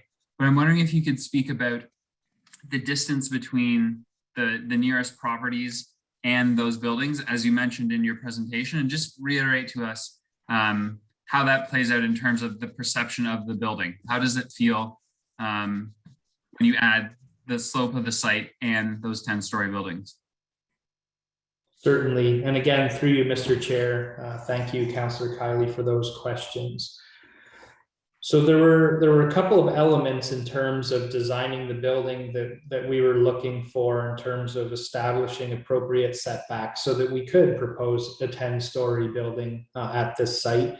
And again, the 10 stories is partly this idea of a smaller building footprint. I also noted that we're talking 25% building footprint as opposed to 50, 60%. We want this open site, which does mean the buildings get a little bit taller. So what I had noted earlier in the presentation is that the Gardner Street is very deep lots in particular. So the majority of those homes are also relatively close to Gardner Street, and they have very deep backyards. Every single one of them has a backyard that exceeds 40 meters of depth. Many are actually closer to 50. At that point, from the back of their backyard, there is another 6 meters before the wall. So roughly 20 feet. And that 20 feet, abutting with the abutment of the wall is part of the project property. And the property, as has been noted, is, rough at the highest point, probably about, 30 feet above these lower spots of land. So what you've actually got is an abutment that's holding all the dirt back, and then the roughly 20-foot wall on top of that.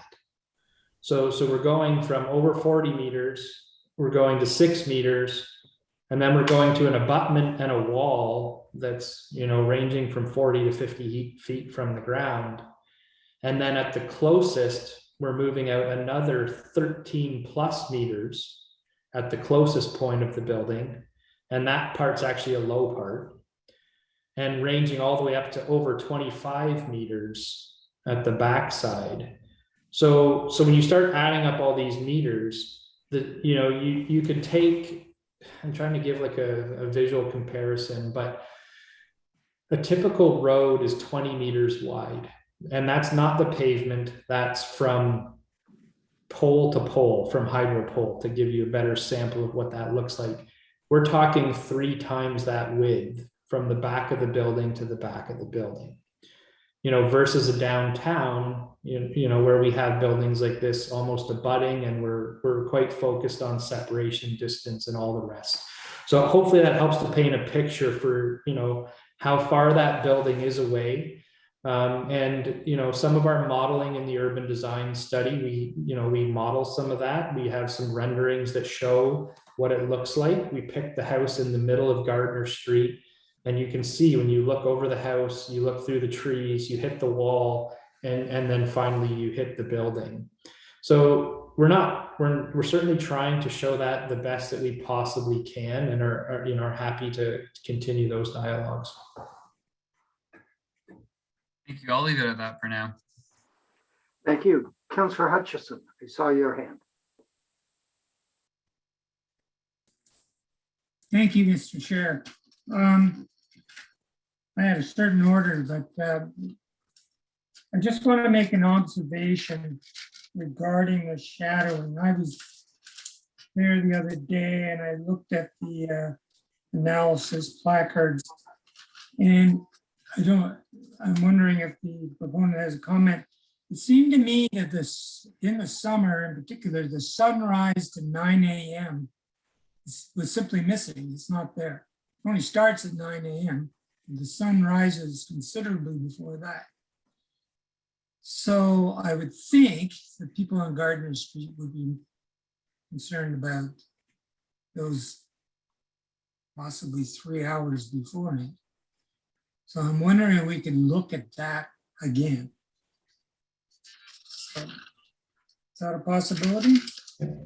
Through you, Mr. Chair. Absolutely, we can model additional times, Councillor Hutchinson. The reason I noted a few moments ago when I was going through it with Councillor Kiley is the 9 to 5 is just simply the standard set for the shadow study. But we can absolutely model those additional times. Sure, and I recognize that, but it doesn't seem realistic to me. Okay, in terms of actual fact,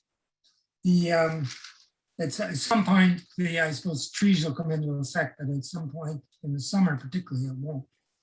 So, and also possibly in the evening, so to sunset. Okay, so I took that out of order, so I'm going to get myself organized here. Couple of questions on the public-private split of responsibilities. Why is the park proposed to be privately owned? Why not a publicly owned park? Since this happens in other developments, the developer cedes the public land, and and for schools and all that one, that's not an issue here. So why is it a privately controlled park?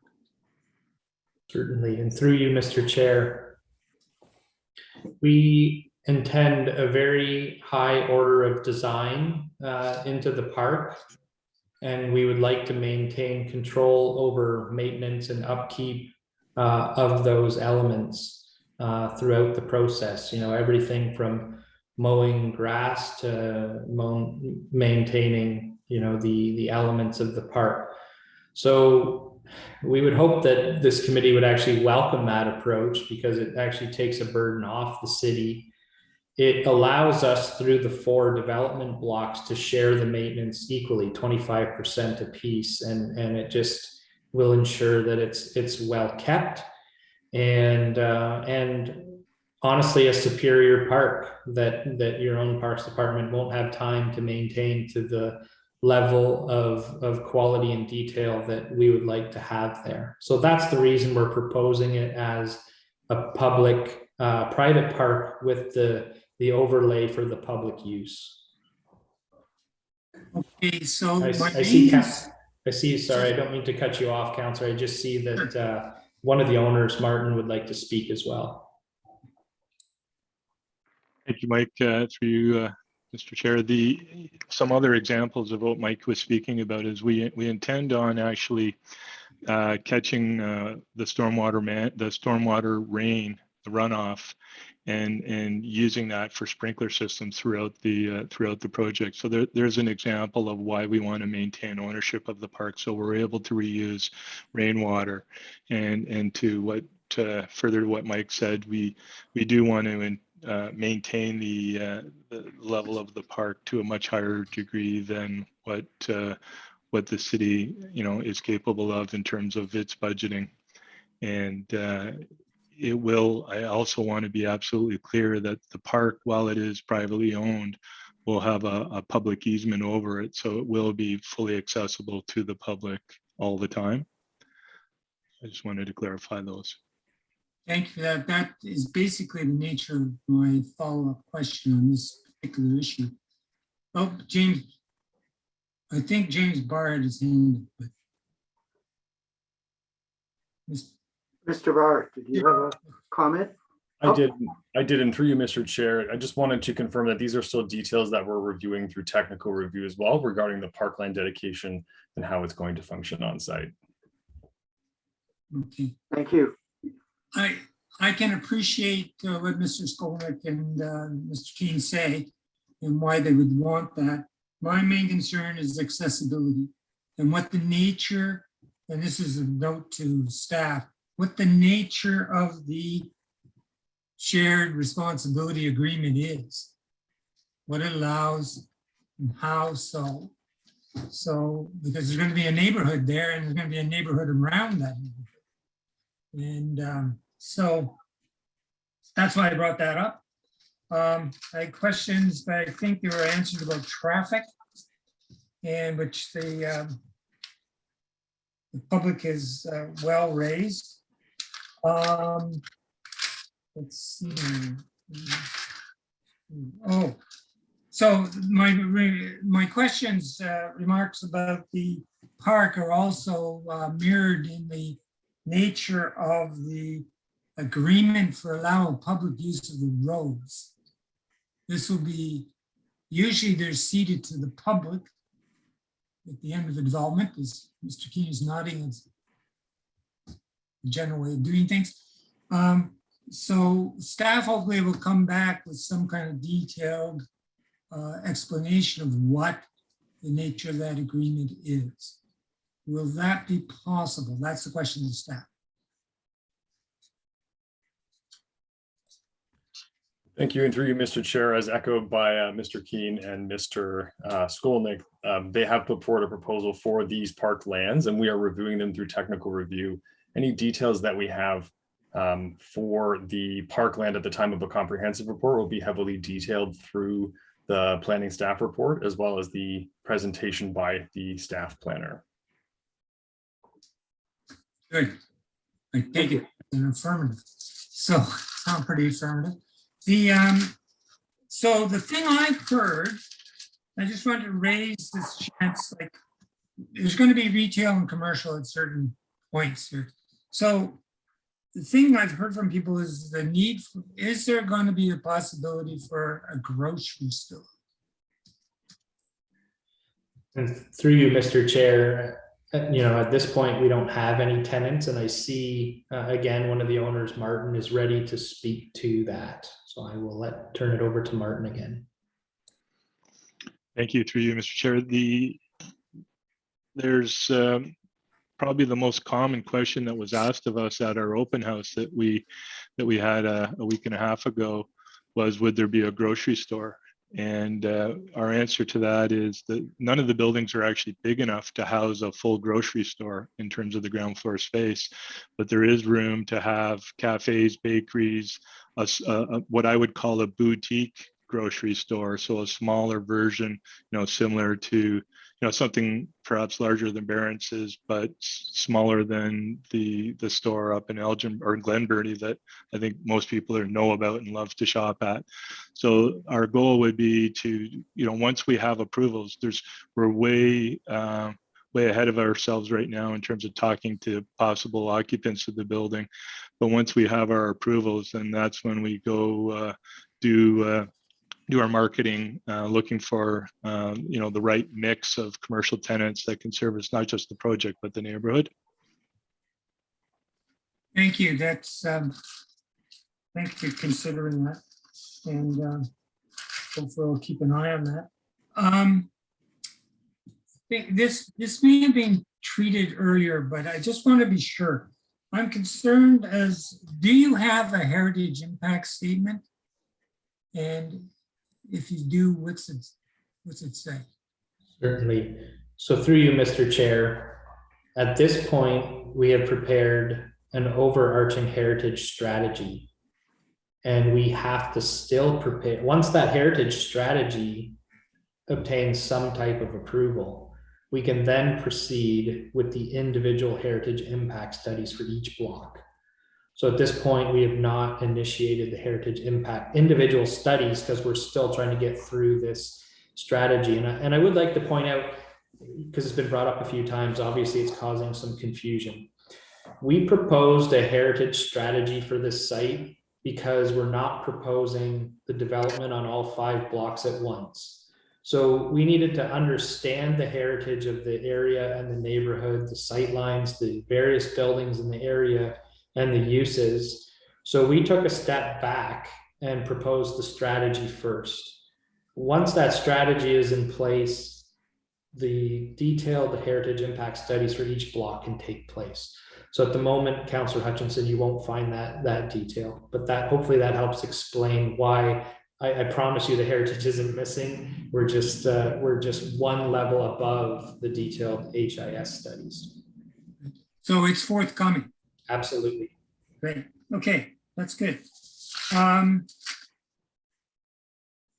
Okay, so that's one thing I thought about personally when looking at this site and thinking a bit about it. And it was mentioned, in fact, by Mr. Keene, and that is that all the bars will be removed.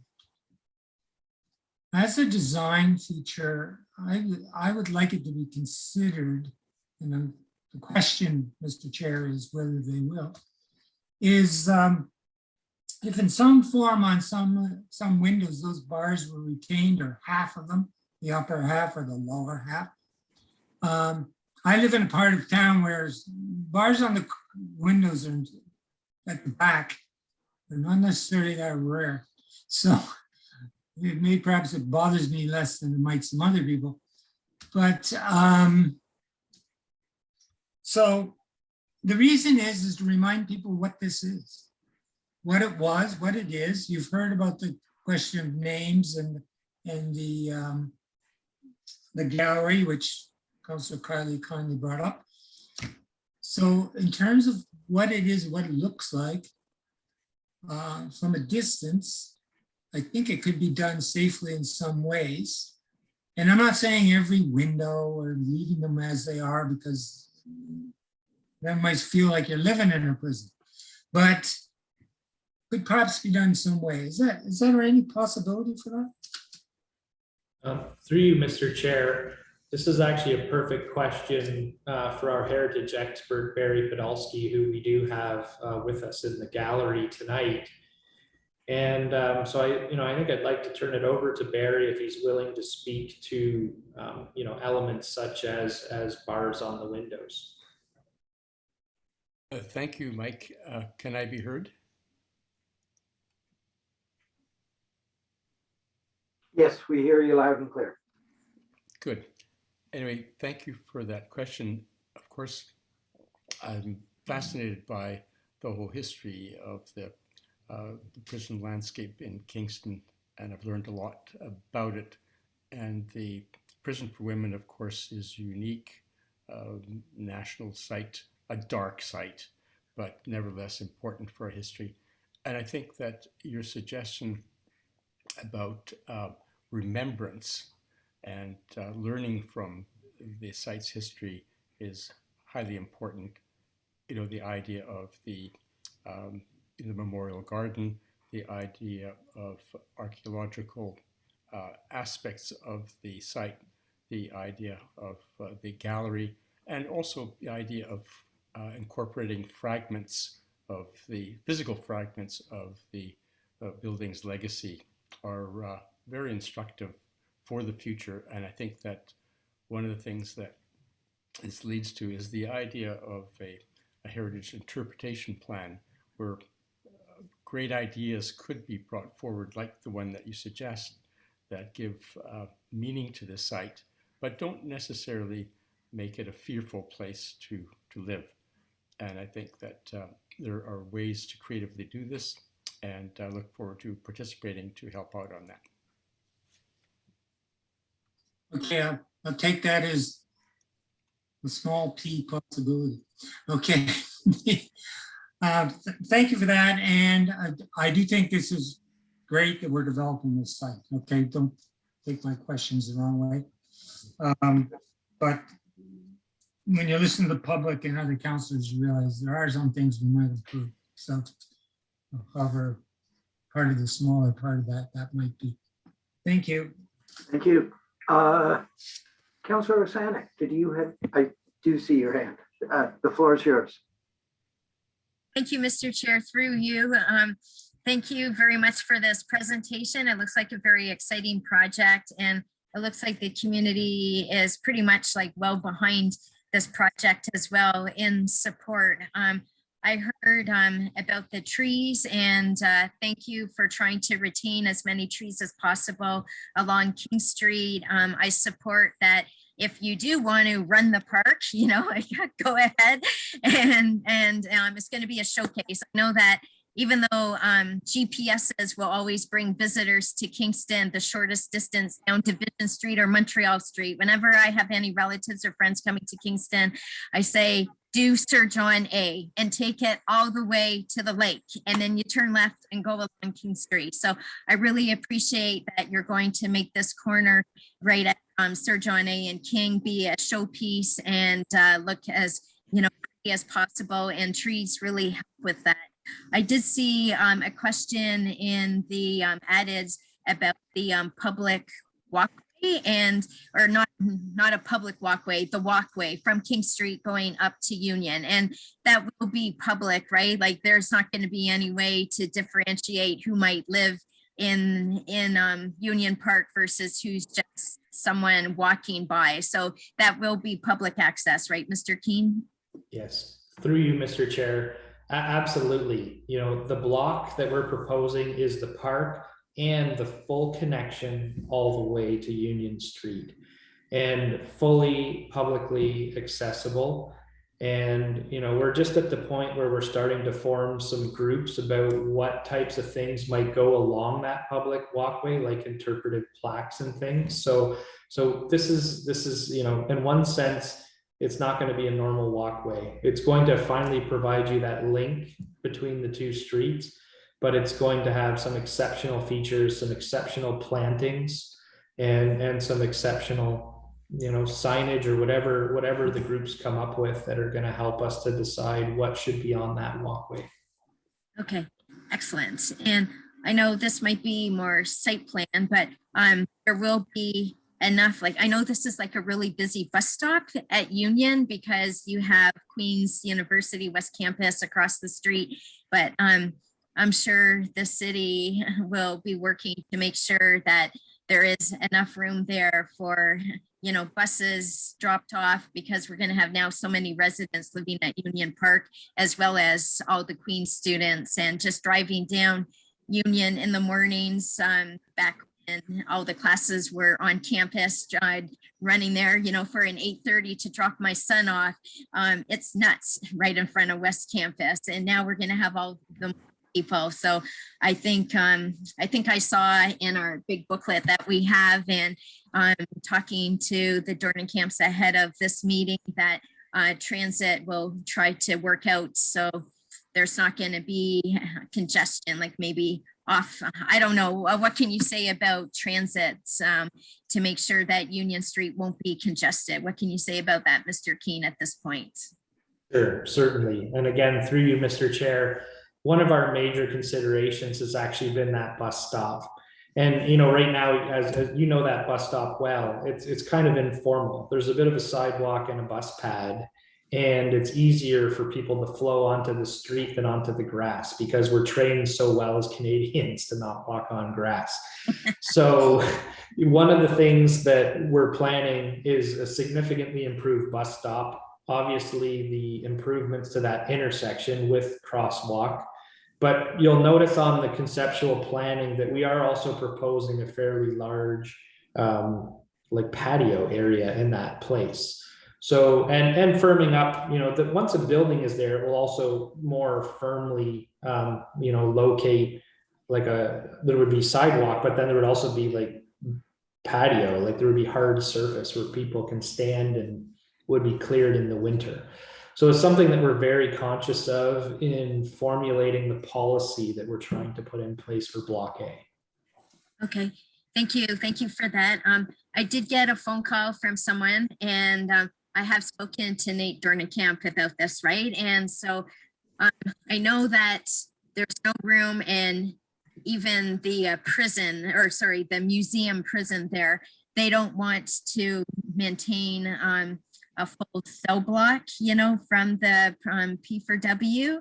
But I was thinking, like, could we at least preserve like one locking mechanism, somehow locking mechanism, or maybe when the locks were not so electronic but manual, like, are there any of the really big keys around, something along those lines that might, if we can't do an entire cell, which I can understand would be big, and if we can't do even the door, which to me is kind of ugly anyway, if we could do a locking mechanism or something from, I don't know what it would look like because I haven't been on the inside, but if we could just kind of make note of that, and if there's any way to incorporate. And I haven't been at the museum in many, many years. Maybe the locking mechanism, maybe it's already in the museum. And if it is, that's fine. Or maybe then they'll take the locking mechanism, because I think when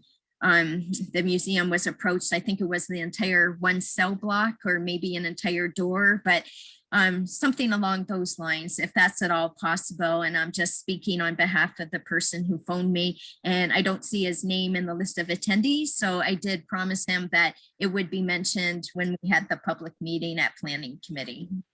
I believe Mr. Skolnick wanted to comment on that. Sure. Yes, thank you, Councillor Sonic, through you, Mr. Chair. So there are 4 locking mechanisms in the building that have been referenced in the Heritage Bylaw, and that is somewhat storied. We've offered those locking mechanisms to the museum a number of times, and the answer has always been no thank you. Up until recently, I think they're rethinking taking at least one of them, so they have it at least in their archives. I don't think they have room to display it. So we've offered that for free to the museum. We also plan on keeping 2 for static displays that will engage artists to help us with within the building. So they will be maintained. The 4th one, it was suggested to us by the curator of the museum that one of the museums up in Ottawa might be interested in having it. So we would gladly give them one if they were interested in it. Or if somebody else has a more creative local idea, we'd be open to that. And in terms of you not having been in the prison, I'm glad to hear that. but I'm also willing, or Nate or I would be more than happy to take you or any other counselors that are interested through the property at any time. Okay, thank you so much for giving me that information on the locking mechanisms. I think you have that well handled then, and thank you for that. So my last thing then, I think, is just about the Block C, the seniors housing continuum of care. And it's just about something that's not so green. It's about sufficient parking. So, and I only say, like, I just want to make sure we have enough parking on site. Like, I'm happy that we have a really popular bus stop there, and that will be excellent. I just don't want to see spillover of employees at the continuum of care into the surrounding neighborhoods. Although I suppose they could also go to West Campus. I know there's parking at West Campus, so maybe they can do that. I'm not sure if there's commuter parking passes, like you have to actually pay $80 a month to park on the streets next to West Campus and next to Union Park. So that could help prevent spillover parking. It's just that it seems like whenever I've been on this planning committee and we've approved you know, a retirement home and nursing home of some sort, we always think we are providing enough parking. I'm thinking of like Arbor Ridge on Tanner Drive, and then there's not. And then there's so many workers, you know, working there and visitors that there's always the parking on the street and double-sided, and then the city has to get involved and only do one-sided parking. It just seems that there's just so much spillover parking because we never got the parking on the site right. And so that's my only concern, having you know, the continuum of care. I'm sure that's going to be RNs, PSWs, and so we have to make sure we provide not you know, enough parking, not just for visitors visiting, you know, the residents in there, but also staff. And that's my concern. But I am happy that it is right on a transit parking. So I'll leave it at that then. Thank you.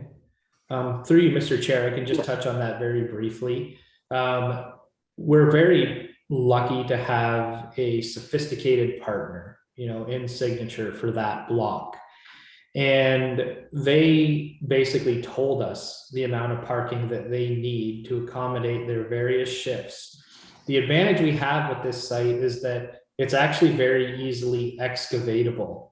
So we can put all of our parking underground so that we can maintain that surface vision. So yes, on the surface, it looks like we're hardly providing any parking at all, but there's going to be, you know, in some cases, possibly more than one layer of underground parking to accommodate the use. We're actually not proposing drastic reductions of parking in this area because that both my client here is basically saying, I don't want to actually go for a reduction. I want to actually provide a little bit more in this case. So that's kind of the story behind the parking, and there will be quite a bit available. And you know, they know the market because they already have a building here in the city, so they have a local indicator of what they need as well. So we had some very good numbers when we were working with them to firm up the parking requirements. Great, thank you so much. Thank you. Thank you. And I'll ask the vice chair to take the chair. I have 2 or 3 quick questions. I take the chair and recognize you. Thank you very much. This may be a question for Mr. Barr or Commissioner Agnew. I'm very happy to see that the park will have a public easement. Now, it's my understanding that that easement will go on the deed, so future owners, that easement would still be in force. Is that accurate? Thank you, and through you, Mr. Chair, where parkland dedication is completed through an easement rather than dedication, the easement is registered on the title of the lands for which it's supposed to be there, and the parkland requirements are different. So if a developer had to give 1 unit of parkland for whatever they're proposing on the site, it's a 2-to-1 ratio for an easement. So it's actually a greater requirement in terms of overall land potentially, because the easement is recognized differently than physical dedication of parkland. Thank you. So it would be protected. Mr. Councillor Neil, sorry, I see Miss Agnew has her hand up. Yes, Commissioner Agnew.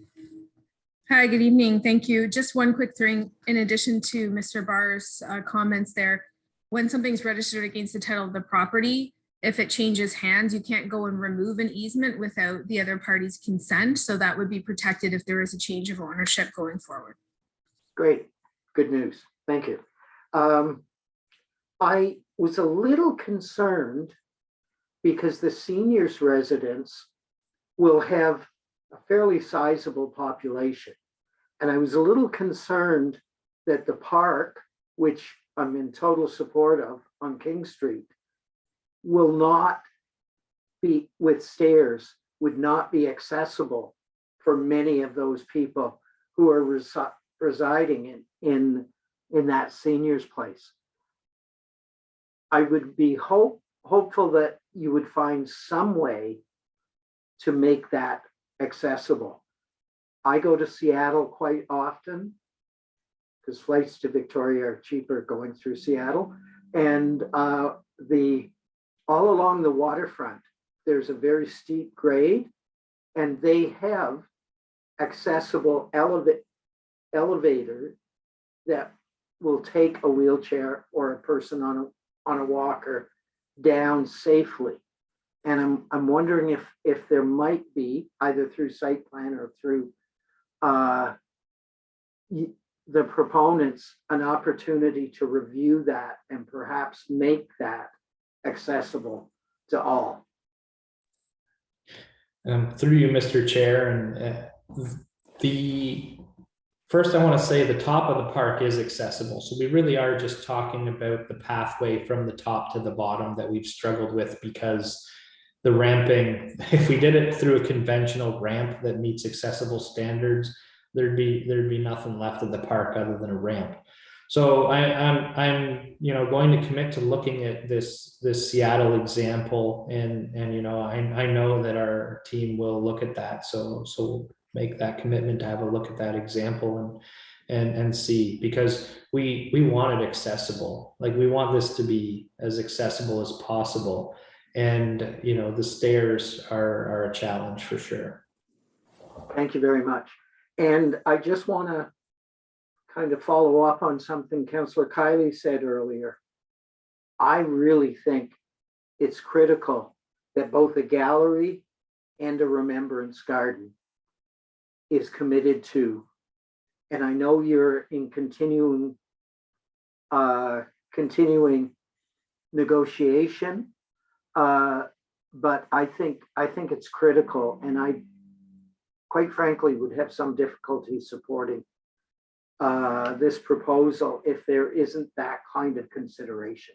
When I first came here to Teachers College in the 70s, my volunteer work was with the Native Brotherhood in the prisons. I taught in the prison system for 6 years. I think it's really, really critical that we honor and respect the women who were in residence there for so many years. So I just want to offer that up. It's really, really critical. And I appreciate that Councillor Kiley said maybe some of our community benefit could go towards that. I think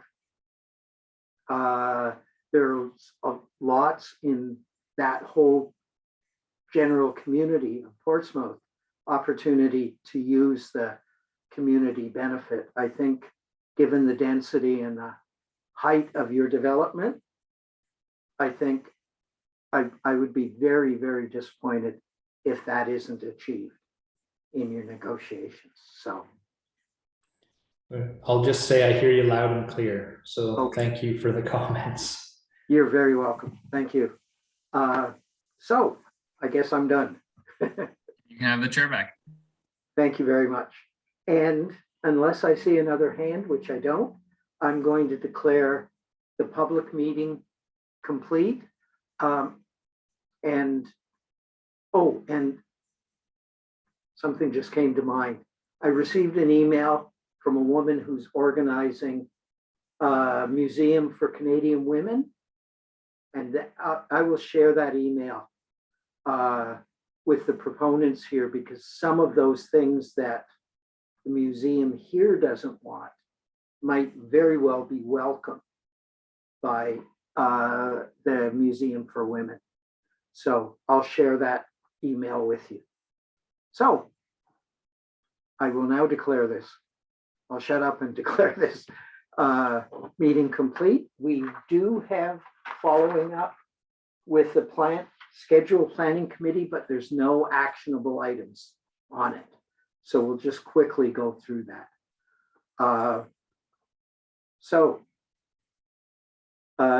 Planning committee meeting number 23-2021. I call the meeting to order. Approval of the agenda. Sorry, Mr. Chair, the agenda with the addendum, please. Yes, thank you. Thank I you. always miss that. With the addendum, moved by Councillor Asanic, seconded by Councillor Kiley. All those in favor? Carried. Confirmation of minutes from our September 16th meeting. Moved by Councillor Asanic, seconded by Councillor Hutchison. All those in favor? Carried. Disclosure of pecuniary interest. Seeing none. Delegations, we have none. Briefings, we have none. Motions, we have none. Notices of motion, we have none. Other business that I think they were captured in the addendum. I see Mr. Park's hand is up. Thank you, and through you, Mr. Chair. I just wanted to remind committee of the special meeting next Wednesday on the second draft of the new zoning bylaw that was rescheduled. Thank you. I appreciate that. And you're welcome. Can that be shared a couple of days in advance? Because I know it's a very substantial document, so we can have a look at it in advance. Yes. I believe Elizabeth is. Yes. Sorry, thank you, Mr. Chair, and through you. The agenda for the 13th meeting has already been released. Both the committee as well as the public should have access to that at this point. Perfect. Thank you very much. Correspondence. We've received some, and we also had some in the addendum. And the date of our next meeting is October 13th, as previously mentioned. Are there, so I guess we're ready to adjourn unless I see a hand otherwise. Who would like to move adjournment? That's usually my cue, but I can't do it as the chair. Councillor Hutchison, seconded by Councillor Kiley. All those in favor? Carried. Thank you very much for an interesting evening. We'll see you all next week.